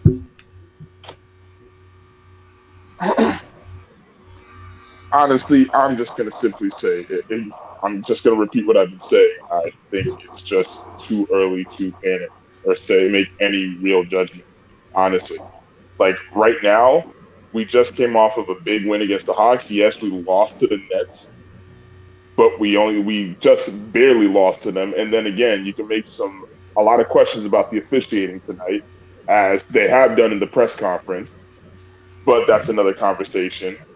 I like the team we have right now. I just think we just need more chemistry. We just need to be on the court longer.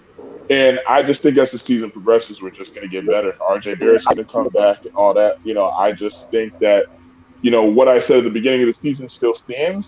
We are on a collision course with the Golden State Warriors.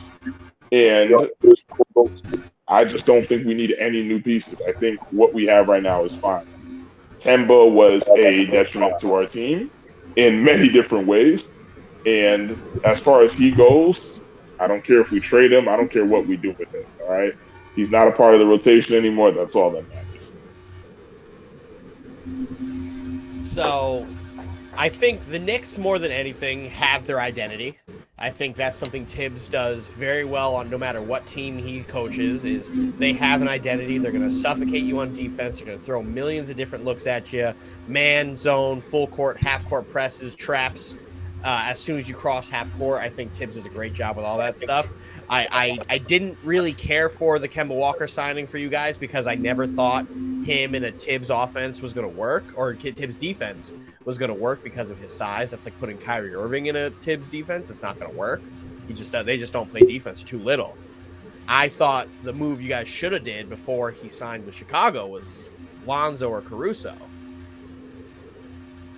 More so Lonzo because of his playmaking ability in transition and his three-point shooting. And then his length on defense gives you guys another 6'6", 6'8" guy with crazy long wingspan to switch. I thought that would have been the move. Now with Kemba Walker kind of on his way out, I'm looking to try to acquire a rangy defender, like a 3-and-D guy. I don't know exactly who that would be, but there's a few different options that you could be looking at, but that's more so what I think. A 3-and-D guy who can push the pace in transition, who will also play defense and get you more baskets that way.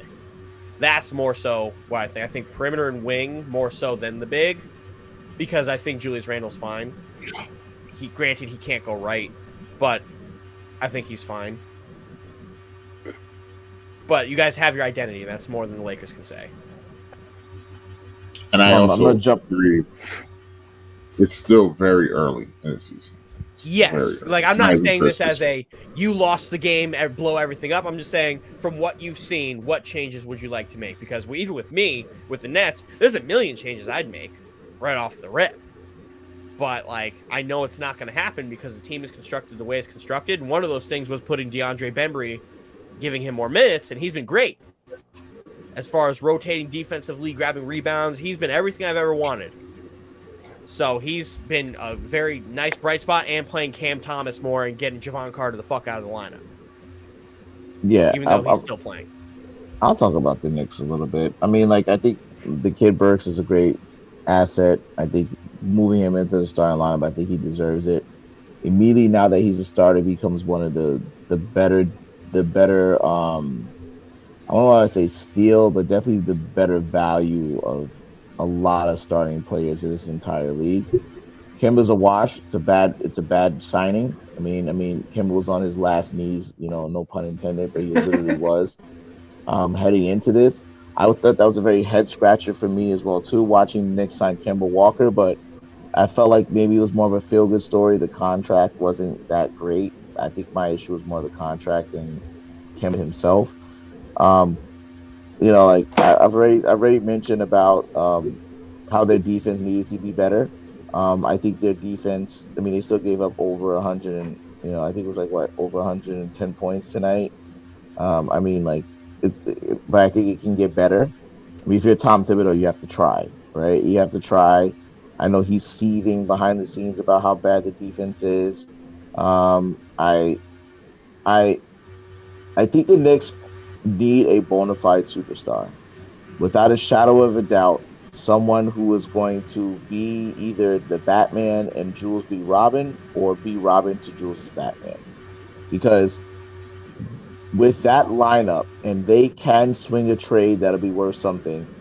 You either get like a dynamic passer or you get a dynamic scorer, someone who is going to just completely take over the game, and it allows Jules to manipulate and move around and bully people down low like he can. I think they do the same thing. They push Jules to his left, they push RJ Barrett to the left, and they're like, let's see what else everyone can do. Evan Fournier is not with his contract right now, early returns. The thing that I like to get on Knicks fans, because it's like, it's like they're great when they're great, no matter whether it's one game, 100 games. But when they're bad, it's like, it's not, we're just early, it's not that good and everything like that. What are you trying to say, man? I mean, I'm calling it like it is, but what I will say is that they're a really great team.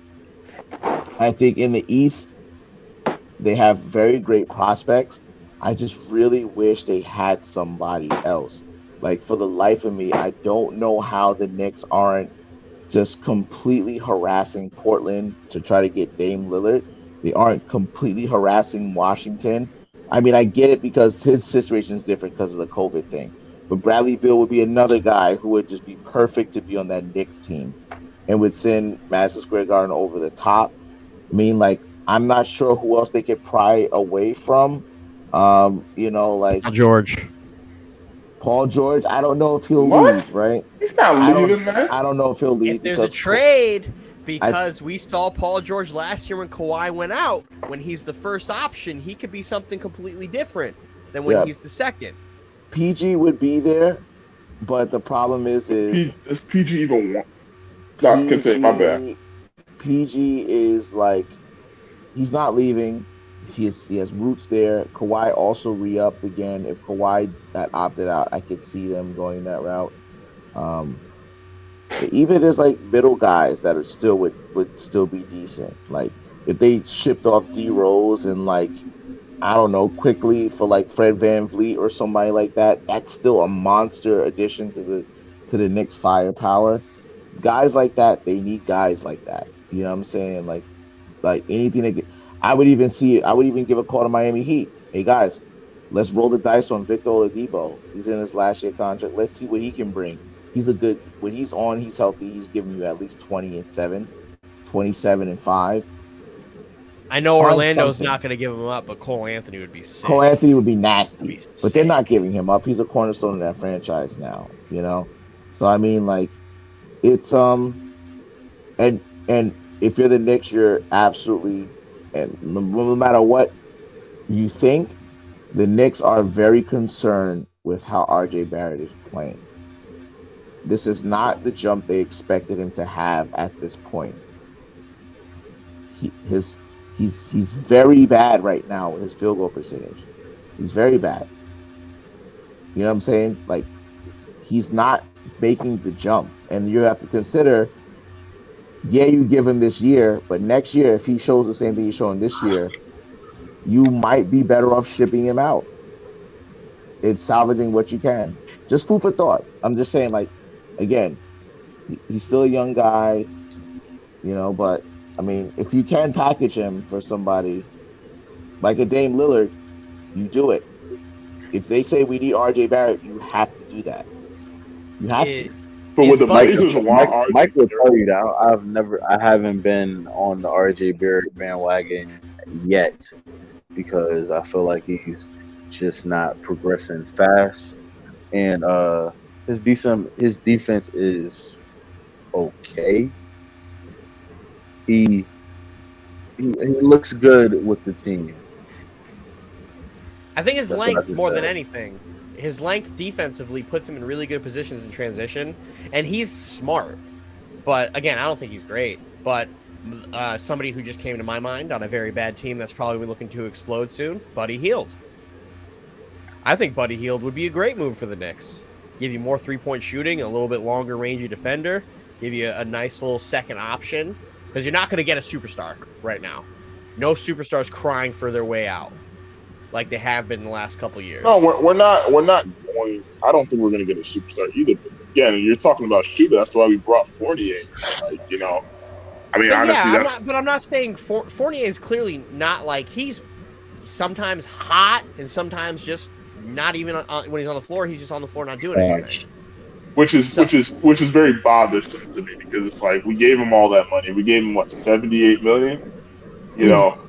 I personally want to see more from him. Again, I literally haven't watched too much of him before he came to the Knicks. I just heard about the fact that he can deliver, he can get buckets. So Evan Fournier to me is cut from the same cloth of Aaron Aflalo. Very much so can give you buckets at any point, but they can also very much so disappear. Yeah. But like Buddy Hield, if you could put up, because you won't have to give up much to get Buddy Hield. They're trying to get rid of his ass. So you could literally just put up a random ass package where you're like, oh, here's Kemba Walker and some other bum, and you guys get Buddy Hield, and that's a win-win. And throw in Marvin Bagley while you're at it too. Bagley's gonna be gone. That whole organization needs to do everything. I don't know if the Kings are on your dock today, Mike, but man, the Kings need to do everything they can to just blow everything up. How's De'Aaron Fox doing? I like De'Aaron Fox, but man, he's not as good as people think. Oh, really? He's pretty decent though. He's good. He's not like CP3 or like like any of those major. He's to me is really expendable. If I'm the Kings, blow it up. Blow it up. He's a good point guard. You could get a lot for De'Aaron Fox, especially when they're in bad basketball purgatory, where they're just with that roster, they're just bad. So you might as well just blow it up because it's not working. The Kings are an adopted California team. There's nothing the Kings can do to get good. When's the last time they've been good? Like, that's what I really want to know. 2003. Been a little bit. Vlade. Like they had they had their run with Tyreek Evans where he won Rookie of the Year, and then they like weren't great. They still weren't good though. They still terrible. So it's like you might as well just you have all this young talent, go disperse them and get a ton of draft picks, and eventually trade for an unhappy superstar to go to Sacramento. Like that's literally they're gonna end. De'Aaron Fox needs to be traded, Buddy Hield needs to be traded. The only person who's safe to me on that team is Halliburton. Yeah. I feel like the Kings have had bad luck in timing of players. And then playing their players. That. I would. Because they're not top 5 picks. Bagley hasn't even until recently wasn't even playing. And he's good. That's a product of the great coach Luke Walton. Man, Luke is terrible, man. I feel like you guys heard me right. I feel like the one more. I feel like the Sacks are just like the team that are like just bad timing. They had DeMarcus Cousins at the worst timing. They got De'Aaron Fox at the worst timing. They got Barnes at the worst timing. It's just all bad timing. But he's a perfect type of player. Like I feel like he can be like a DeRozan type of player. Can't shoot three really well. Mid range is like on like Hall of Fame. You know what I'm saying? He can post up anybody and shoot the mid range over almost anybody, and he can actually jump and dunk if he wanted to.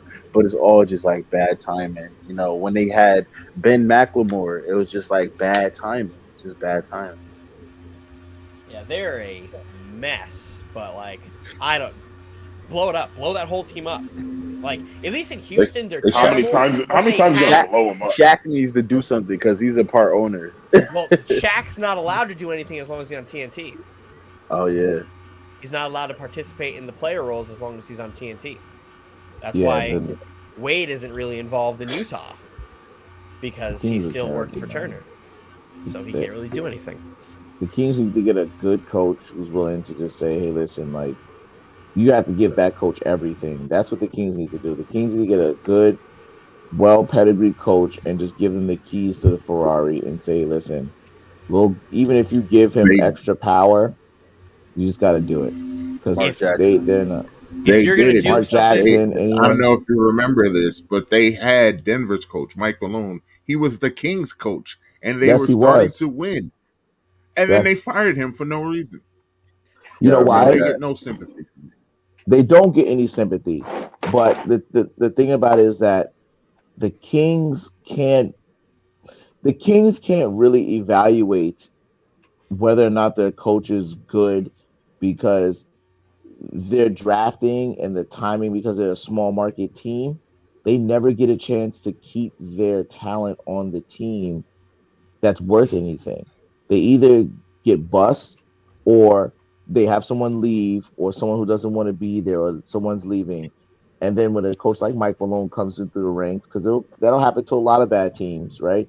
They'll have some decent coaches come through there, but they just can't evaluate it because they're like, we have to keep the team running. We have to make sure the market, we have to move these players.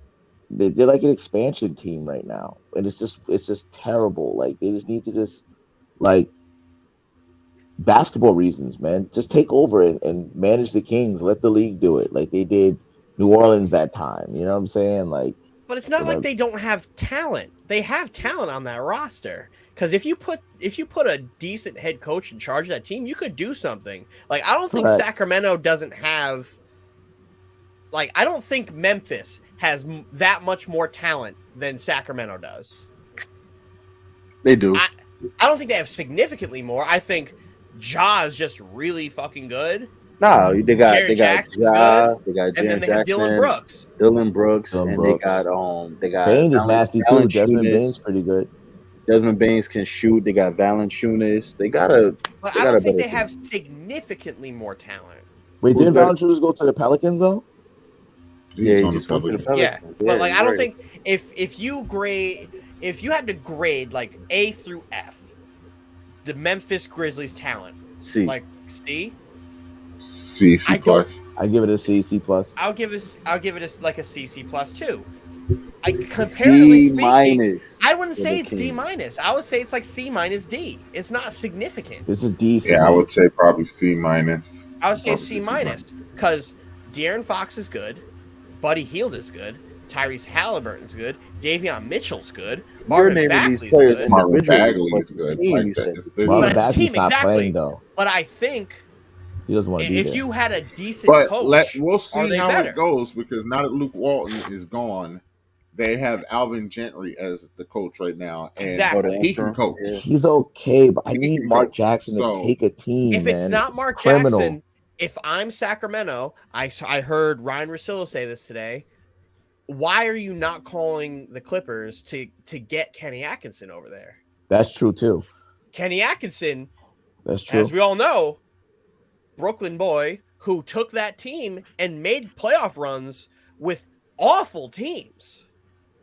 Took Spencer Dinwiddie, who was outcast from Detroit, dealt with young Jared Allen, young Karis LeVert, had Isaiah Whitehead, Rondé Hollis Jefferson, like these terrible players, bad players, and made them mesh. If anything he knows how to do is he knows how to coach young players. Like that would be a great move for them to just bring him over there and have him work. Who wants to keep on doing that? Exactly. Yeah, so we're up against the clock, and I don't want to talk about the Kings anymore because the Kings suck. So we're gonna move right into good story, good team, basketball edition. Gonna throw Breezy's the first team, and the first team, good story, good team, Charlotte Hornets. They're a good team. Okay, Dylan. Okay. No. They are a good team. They are a good team. I think they really got something with Bridges. I think they really got something with LaMelo. You know, like they got something there, especially with the coaching staff. Like I really do think that they're a good team. Like I can keep on going if we want to get into depth with it, but. It's we were stuck on the Kings for a little bit, but I want everybody else to give their opinion as well. But I'm gonna go with good team. Dylan, can I do both? Because I think they're a good story and a good team. I think. I'm going with both. So I think Jordan has been terrible as a GM in his whole career. As a GM, James. Don't roll your eyes. He's been terrible his whole career. Because that's known. I know, but this is where it's like it gets good finally, where it's like 20 something years in, he finally is like starting to figure it out. And he's not doing anything. He's not doing anything. Did he not draft LaMelo Ball? Did he? Bro, I drafted LaMelo Ball. Oh, okay. All right. Yo, anybody that was a no. Did he not draft Bridges? Huh? Did he not draft Bridges?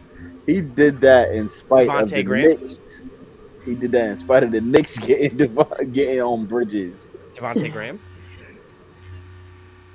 I don't know. He did. Did he sign Gordon Hayward? Who isn't really playing either? Did he sign him? Yes, he did. So they put a good team together. LaMelo is growing at this vast rate of him just being the superstar, and I love it because he was great last year, and he's taken another step into his game that I absolutely love, and he's making the Hornets must-watch TV.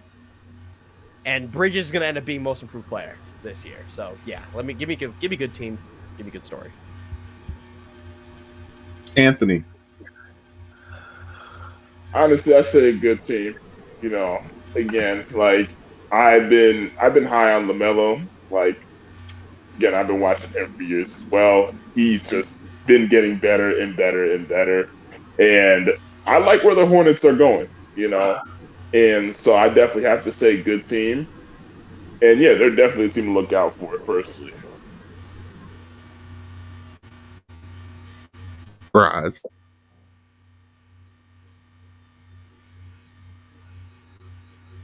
It's tough. I'm gonna say good story. I don't know. I just think that they're very close. But I just think that they're also another prolific scorer away from really making noise. I think they're gonna run into that new Chicago team and they're just gonna get hit with a buzzsaw. I feel like when it comes to the East, I think they'll find their way. I think into the playoffs, but I think they won't really do much. I can't see them winning any series against any of the teams. Probably 7 and above. I can't see it.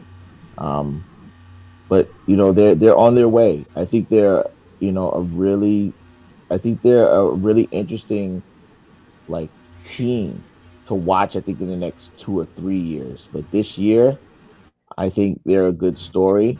And I think it's good for the NBA to have the Charlotte, to have Charlotte be this story,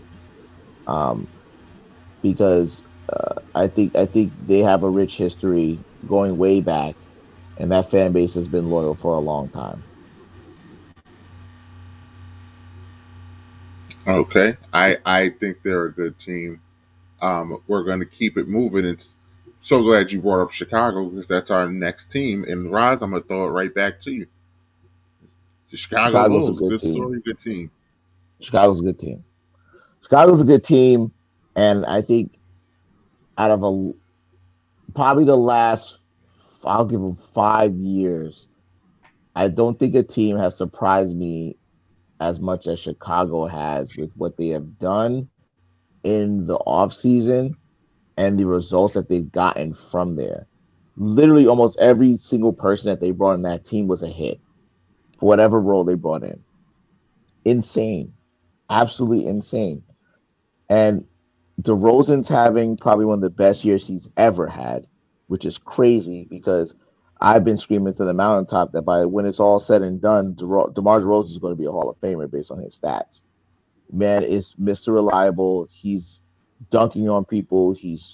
We all knew he was good at mid range, but now he's like hitting it from everywhere. Zach LaVine, we all thought, how would they coexist? Zach just keeps chugging along, averaging like 25, 6 and 7. Caruso's out there dunking on people, playing defensive stopper, like ball of energy, like everyone's wondering, well, what about Kobe White? What's happening with that? And he's not there and he's injured. Still, the Chicago Bulls are moving along, and they're going to be an issue for a lot of teams in the East. And they are also, again, right? I think they can win a series, but again, I don't think that they're gonna go super far, but they're a good team. And they have enough right now from what they're showing me.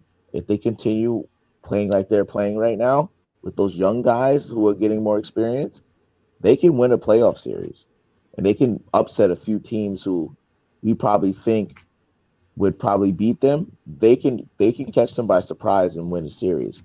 So I think Chicago's a good team.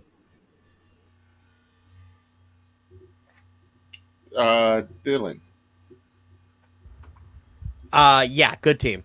My main point was going to be Kobe White because he's not really played, but when he's played, he's been pretty good. They're the only team that I think has this rotation of like 5 guards that can kill you no matter on what side of the court. And that's going to be huge in playoffs.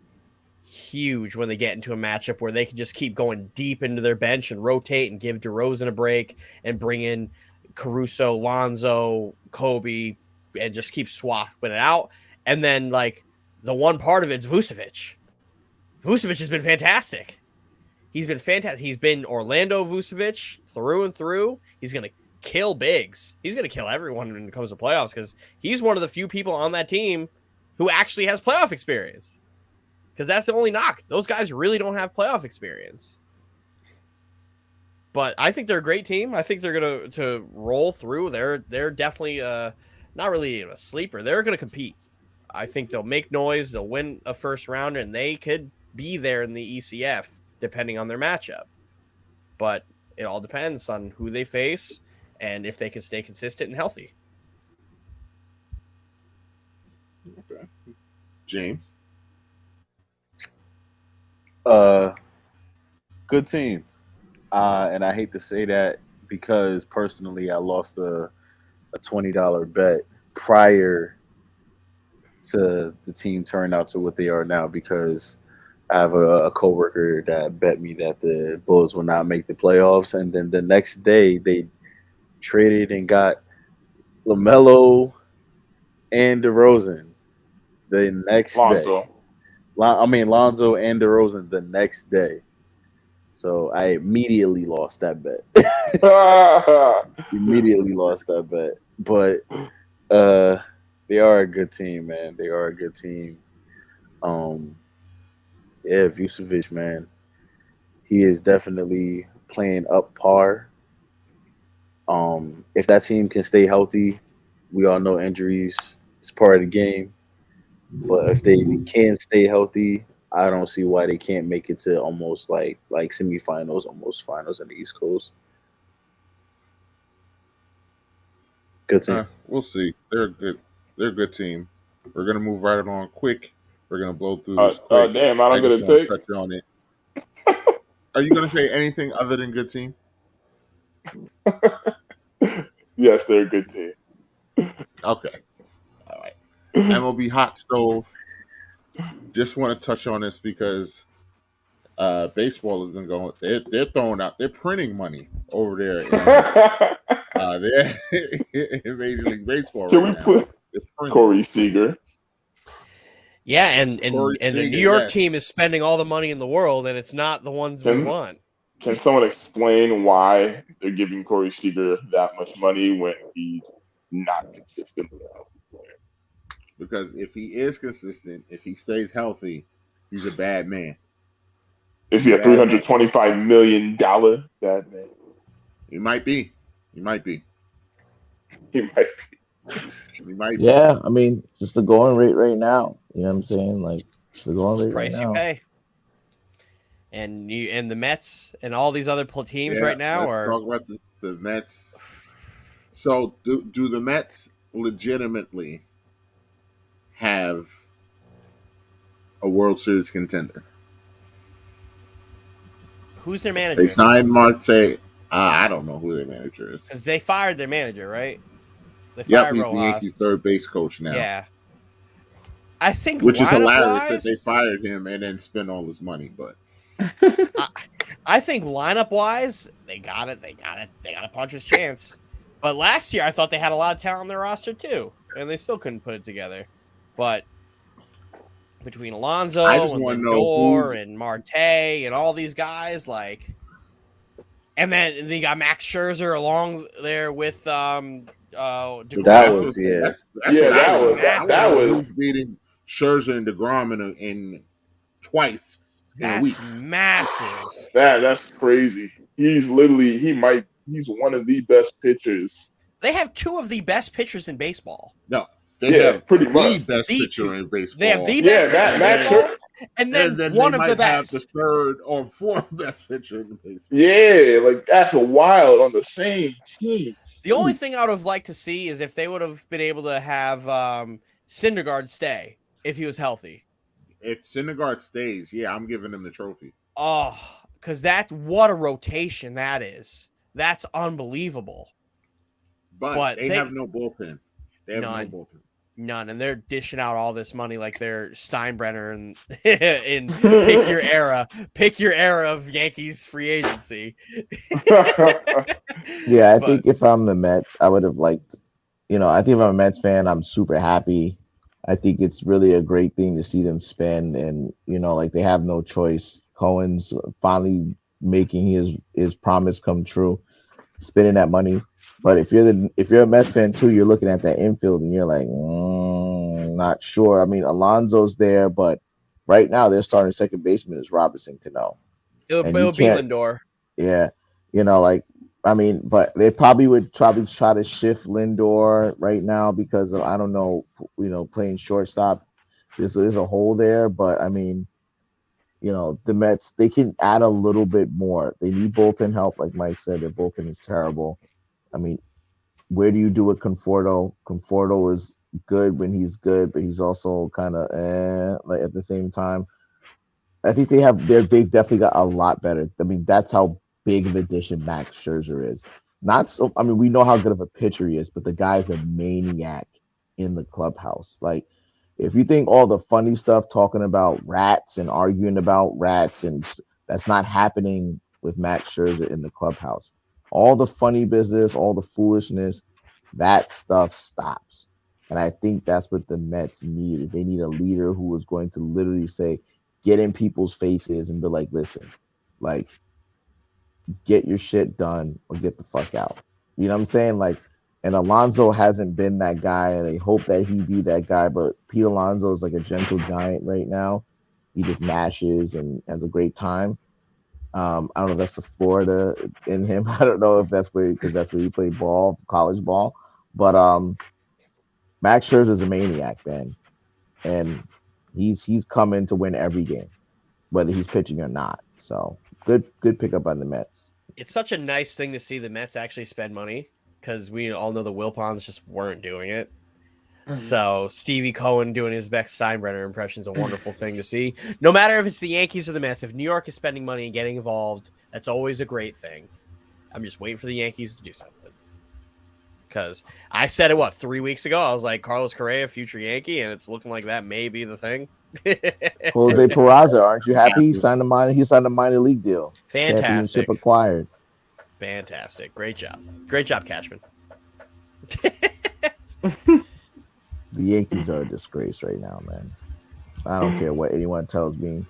I feel like the fact that we're watching all these great infielders go, and we literally are going to sit here and you're going to convince me, there's some kids coming up that are really great in the minor leagues, whatever. So you're going to punt another year of Aaron Judge's prime. Before we have to pay Aaron Judge. Before we have to pay him, you're going to punt another year of Garrett Cole. Like, it doesn't make any sense, man. Like, get these guys some help. Get these guys to play some defense. Voit is shot. Torres is shot. Sanchez is shot.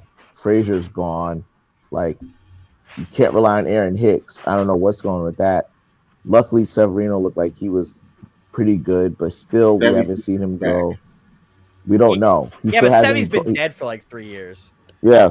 The thing about Sevy is we've only seen him go, like, at most maybe 5 or 4 innings. We still haven't had him pitch a whole year. Kluber's gone. So, like, they don't even have any innings to fill. Who's behind Cole? Like, you got Lucky. Probably. You got lucky with what's his name? Super Mario. He had a great year. You gonna rely on that? Like again, like the Yankees just sitting on their hands again and house, spit shining the yacht. Like, it's just like there's Prospects are more. great and all, but when you have a roster like we have, we need to do something to win. We haven't won since 2009, and we're watching all these guys come, and we finally got our next generation of players and in Judge to lead the way for the future. And here we are. We got to sign him soon, like next season, I think. We have to sign him to a massive contract in order to keep him, and we're not doing anything else to move forward. We're going to be a joke. We're the third best team in the division. Like, it's ridiculous. But when you look at the division, I mean, that's like, again, saying to the third best team in that division. Look at that division.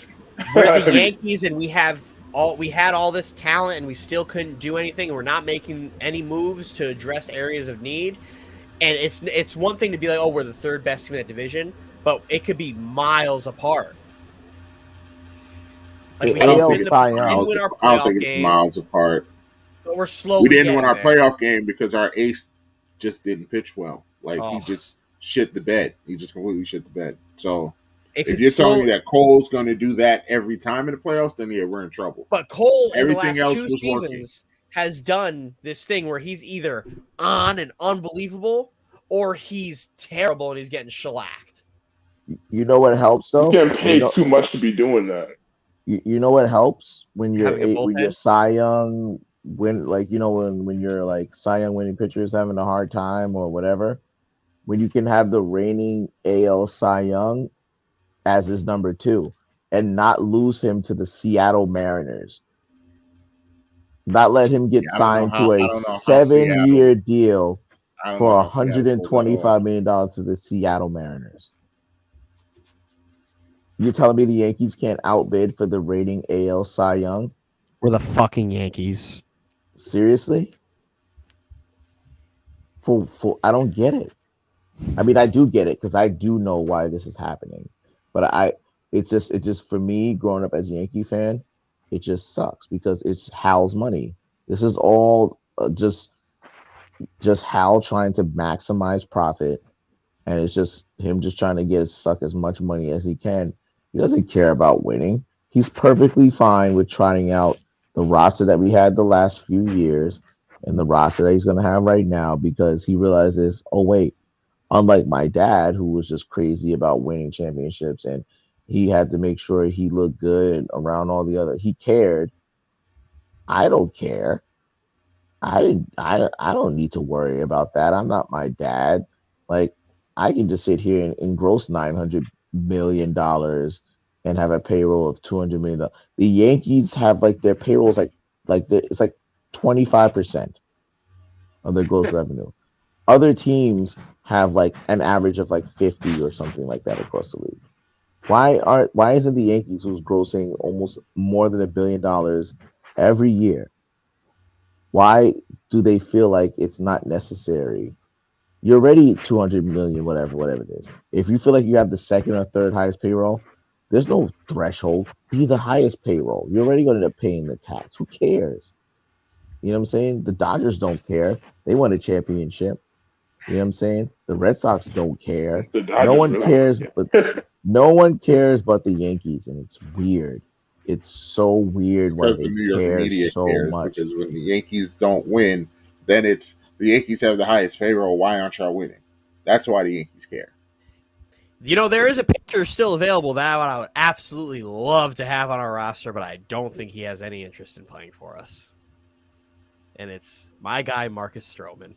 I would kill to have Marcus Stroman. No, I think Marcus Stroman is actually a person I would like to have. I would love to have him. Give me some guy who knows his shit doesn't, like, he's nasty. And he'll tell you his shit's nasty too. We need nasty in our clubhouse. Nasty on the mound, nasty in the clubhouse, nasty with the media. Fuck it. Bring it there. No pause. Give me all that. Give me Marcus Stroman to New York. I'll take all that. I'll take it. We're going to move on because we are running long. Are these college football coaches fair or foul? The way that in the last week they're just ditching these schools and ditching their players for money that these players will never see.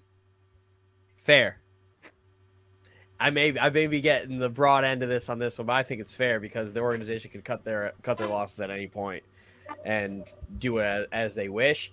It's cool to see them do what they want, but in a few instances, like Lincoln Riley leaving Oklahoma, he's scared to play in the SEC. He doesn't want to go to the conference that plays real defenses and his type of offense won't work. So Lincoln Riley is smart in the sense of trying to escape before they join the SEC to go and take a prestigious job in USC and make USC like good again and make the Pac-12 matter because the Pac-12 hasn't mattered in like 10 years. So good for Lincoln Riley to go that route. Notre Dame for Brian Kelly to come over and leave there to go to LSU in the SEC is better for him career-wise because now he gets to recruit the guys that he wasn't able to recruit in Notre Dame because they have more of an academic like restriction and you don't get to have the best athletes all the time and you can get better athletes to go to LSU than you can Notre Dame because you have less because you don't have to worry about getting all these Catholic kids who are smart on your team. You can get ballers without the restrictions. So good for Brian Kelly. He just has big shoes to fill because the last 3 head coaches at LSU won natties. But it's just a matter of like what they want to do. And a lot of those players who committed to that coach will transfer. So it's not like they can't do that. Like we saw Spencer Rattler once Lincoln Riley got announced as the USC head coach enter the transfer portal. Do I, as a fan of USC, want that? No, Spencer Rattler stinks. So I don't want him. But you're going to see a lot of the recruits switch over and do that too. So a lot of those guys are on their way out anyway, seniors and all that stuff. But you got to do what you got to do when you're the head coach there because they can get rid of you as soon as they want. But those players will also make whatever money they want as well, depending on the program they get because they have the NIL license. And we saw that the quarterback at Alabama made millions on NIL. So. Yeah, I'm going to say fair. Go ahead, Ross. I'm going to say fair.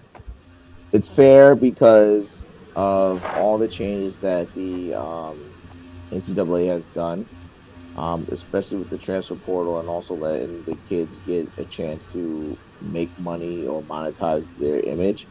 If this was about a few years ago, I would have said this is unfair, only because sometimes these kids are tied to their programs and the coaches in which recruit them, and for them to look in front of those kids' parents and tell them, hey, listen, like I will get your son to like this particular place, whether it be the league or like I'll help them, whatever, and then just dip and bail on them when some of these players look at them as father figures is pretty shady. But nowadays, I'm all for it. It's fair because now I know that the kids can leave whenever they want to, whether their coach, whether they made that commitment as well too. All fair and love and war right now. So as long as they can monetize and continue to monetize their image, leave whenever they feel like they can, as long as they have eligibility, then the coaches do whatever they want to do because the coaches were doing this regardless. Before it was just the kids were getting shafted. So it's like now the kids can leave. So it's like, Spencer Rattler immediately left. He's gone. He's leaving just after Lincoln Riley. Imagine Spencer Rattler, who was learning that playbook, who was well known for being a stud in that playbook and in that offense, all of a sudden now has a new coach who wants to just be a complete defensive guru with it. His stock tanks. Now he can just go wherever he wants to go. And so I think it's cool. I think this is how it should have been in the beginning, and we're in a good place. Who cares if they leave? I don't care about those programs. They were just manipulating and exploiting these kids for how long, making billions of dollars. So what? The coach that they left didn't, whatever, they're shocked, they're blindsided. Okay. Welcome to the new world. Welcome to the new age. We're all good. You jumping in on this, Anthony? They pretty much said everything. I'm not a college football person in any way, shape, or form. That is not my lane. I agree with Roz. It's kind of the way it is. I still think it's shady, especially in Kelly's case, because they legitimately could still go to the college football playoff and play for a national championship, and he's just up and like, I'm out. If y'all make it, y'all make it. They could make it if Alabama loses. If Cincinnati trips up and loses, Notre Dame has a shot to get in. And then what? Then he's like, oh, well, biggest game of your life. I don't care. I'm out. See you later. To me, yeah, that's that shady. sucks, but it's that's shady. For him, it's a better move. Move. The move is the best move he could possibly make for his career because, one, he wasn't a great coach in Notre Dame to begin with. He made a lot of different. He's the winningest coach in school history. Yeah, he wasn't very good though. Like that, they also don't play nobody. He's an independent conference. They pick their schedules every year, and he never played real conferences. He very rarely played the SEC or the Big Ten. He always played the ACC and the Big 12, who don't play defense, and it's very easy to look good. And last year, when he played in the ACC because of the short season, they got ran through a lot. So it's like you're playing a little bit tougher competition, and you don't have the best athletes because you have all these restrictions in your recruitment. You may want to bounce. No, I'm not saying Notre Dame's not a good job, because Urban Meyer probably is going to leave the Jaguars at the end of the season and go coach there because that is his dream job. But good for him. Get out there. But he should still be coaching ND. He should have waited till the end of the season to bounce. That's all I'm saying. That's the only shady part. He should have waited till the end of the year. Is all I'm saying. Like I said, if they make the college football playoffs, that's legitimately going to be the biggest game in them kids' life. And for you to just ditch them like that, really, to me, shows your character, shows that your word can't be trusted. But that's all. I don't care. He's shady. Whatever. It's time for Dylan's trivia. Let's go. Play the music. Bam, James is back. All right, I got 4 easy ones. You always say that, and then they end up being hard. If you watched last week, you saw they were easy. But you probably didn't watch because you're a bad person.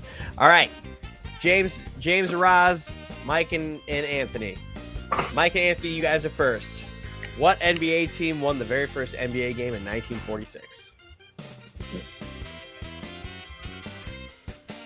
He doesn't know. It's the Knicks.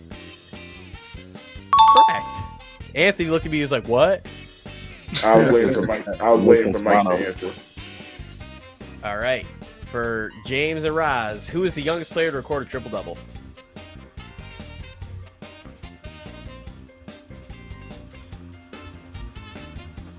Youngest.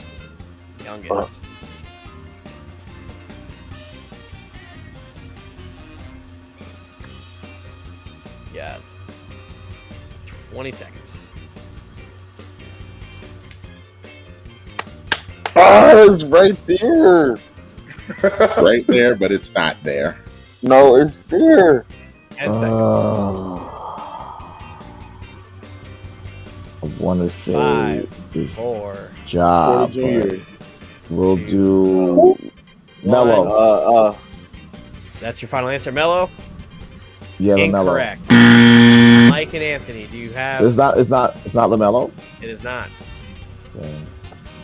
Mike and Anthony. 20 seconds. I'm bugging. Way off.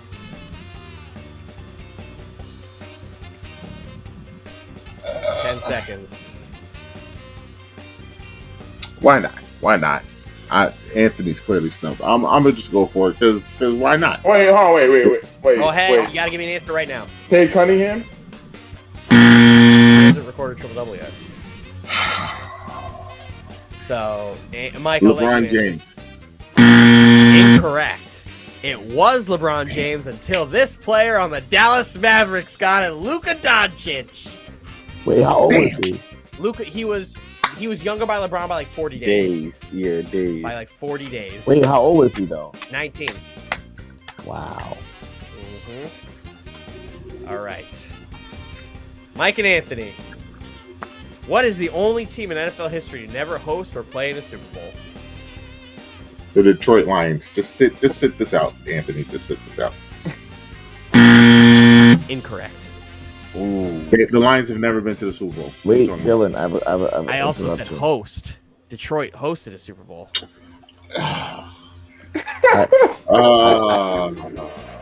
Come on, Mike. Again.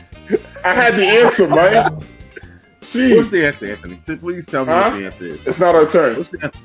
It's not our turn, man. James Raz, the only team to never host or play in a Super Bowl.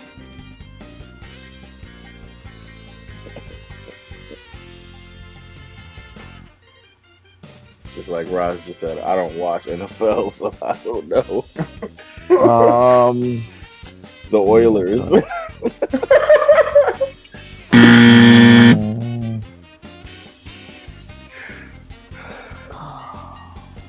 Uh, 10 seconds.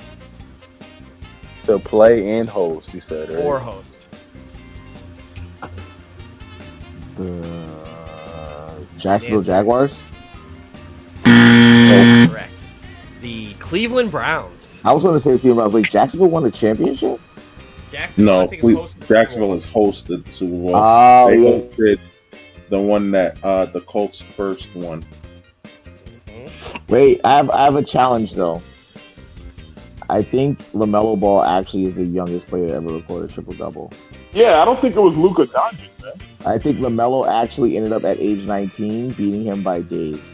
I will take another look into it, and then I will reverse. I just looked it up right now. Well, I don't trust you. I'll do it. All right. James and Raz, which NFL team has a logo on only one side of their helmet?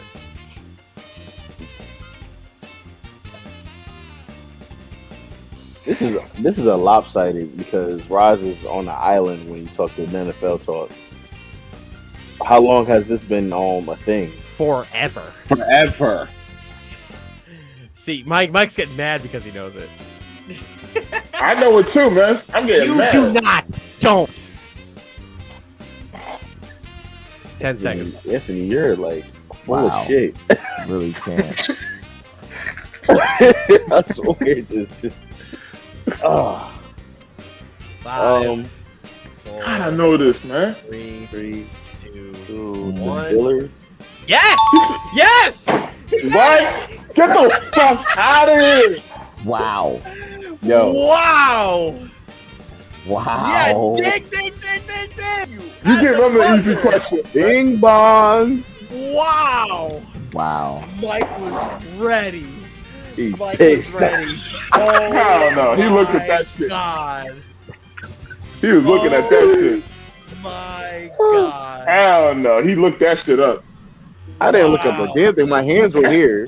First off, Wow. what am I? Wow. Good shot. Shot in the dark. Wow. Ew. Hey, I'll take it. That's all I knew that God. one. Cool, man. Hey, Anthony, you didn't know shit. I'll take it. Anthony, I think out of everybody here, you have known none of these answers. Every week. No, I'm with Anthony. I knew none of You these. you got it right though. You got it right. Wait, I did get one right. I got one right. No, you didn't. Yeah, I did. You just took it from me. You didn't get it right. Next question. Oh, that was it. That's all I got. So What? technically, I think we won because I think that LaMelo one is right. Word. Oh, Let that me too. fact check right now. He said, "Let me go to my second screen." That was also a shot in the dark, by the way, too. I was just thinking the youngest players in the league right now that are good. Oh no, you guys are correct. Oh! The Wow. upset. The upset. Wow. Ross, salute, brother. Wow. Wait. Nobody. 7 days. Wait, nobody got it right when the question was being asked. Oh, No, yeah. I did. No, but I no, did. I will review it because he. I did. I answered said it. Melo, and I said LaMelo's not the answer, and he said no. Oh, you did? Oh, okay, never mind. Yeah. All right, yeah. by 10 days. Yeah, by days. I figured because I remember it was a big deal, and it happened back I think like earlier. this year, maybe. I'm dancing to Dylan's theme music. His theme. This year or last year? I think it was like this year. Wow. It was the beginning of it was January. Yeah, so it was like right towards like the end of like last year. Mike. Oh wow! What are you doing? What are you doing? Celebrate. James and Roz.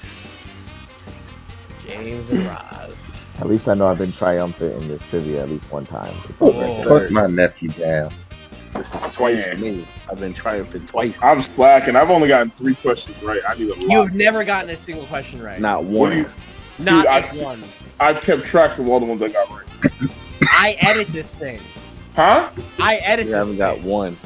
You have never gotten one. Well, you clearly keep editing out the ones I get right. On a few of them, too. Anthony, I hate you, but I don't hate you that much. That's more work for me. That's all I got. Let's get our goodbyes going. Let's wrap it up. Let's go into goodbyes. I think Roz has to go. We'll let Roz go first. Yeah, it's always been a pleasure. Definitely hit me up on Snapchat. Razmondis, RAZ_MONDIS. Thank you for tuning in. It's always been a pleasure to see everyone, to talk to everyone. We're getting better and better. This is always awesome, and like can't wait to see where we go with this and to see it gain momentum as well too. Thank you very much for all my brothers on this podcast with me. Always make it such a wonderful time as well too. Definitely hit me up Instagram, Raziel Beemore. So RAZ as in zebra, IEL_BMORE. Definitely working on the Twitter still. I'm looking for a nice little handle. The few that I tried to came up were taken, so I'm still working on it. But soon come. I'll definitely give you a shout out with that around the next time. Hopefully we have this podcast. But be safe, be well, everyone. Thanks for tuning in, and enjoy this upcoming week of sports activities. Well said, brother. Anthony. Yeah, again, just thank everybody who's just been tuning in, who's just been supporting, to episode 6. 6 episodes in, and hundreds more to go, hopefully, Yeah, just again, each week, just kind of want to keep getting better and better and better. Just hopefully making y'all happy. And yeah, that's it, man. Just every week, just tune in. And I'll do my damnedest to let everybody know that we on and that we here. And we here to stay for a very long time. That's all I gotta say.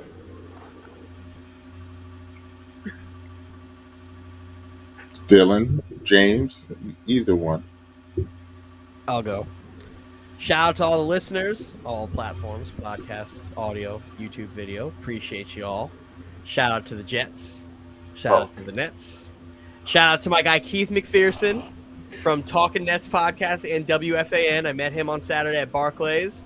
Really nice dude. Came down there, let me take a picture with him. He's tall as hell in person. Didn't think he was that tall, but great guy. Great time. Thank you to my brothers on the podcast. Appreciate you all. Till next week. You know what it is, man. Breezy 5X Twitter. Breezy __ BILLZ on Instagram. Shout out to the Triple B's chat. Got some of the fellas hopping on here soon. It's gonna be a madhouse when we get some of those guys up here. But shout out to the listeners. Shout out to the viewership. Shout out to all the supporters. We're getting better at this thing. We're only gonna look to be great at this. And I look forward to whatever has come with this. Look forward to it. Okay. Well, I will wrap it up. Shout out to the fellas here, to the bros. Only moving, getting stronger. Shout out to our partners out here that's getting this podcast out to you. Anchor, Apple Podcasts, Google Podcasts, Spotify, YouTube. We appreciate the love. Like and subscribe on all those platforms, and then go to the other one and like and subscribe on that platform too. Shout out to the team. Shout out to Demigod for the beat. Told you we're going to do this every week until he's on the show. Just show how much we appreciate it.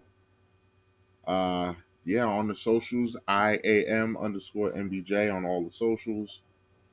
Shout out, I'm on hiatus to my wrestling podcast brothers, OTTR. I'll see you guys in January. And yeah, man, we are just getting bigger and better, man. Bigger and better. We'll be back next week. Talking, yelling, laughing. Be on the lookout for our special After Dark episodes, our Versus episodes. Those are coming soon. And we will be, the fellas have kind of hinted to it, we will be getting special guests. We do hear you guys.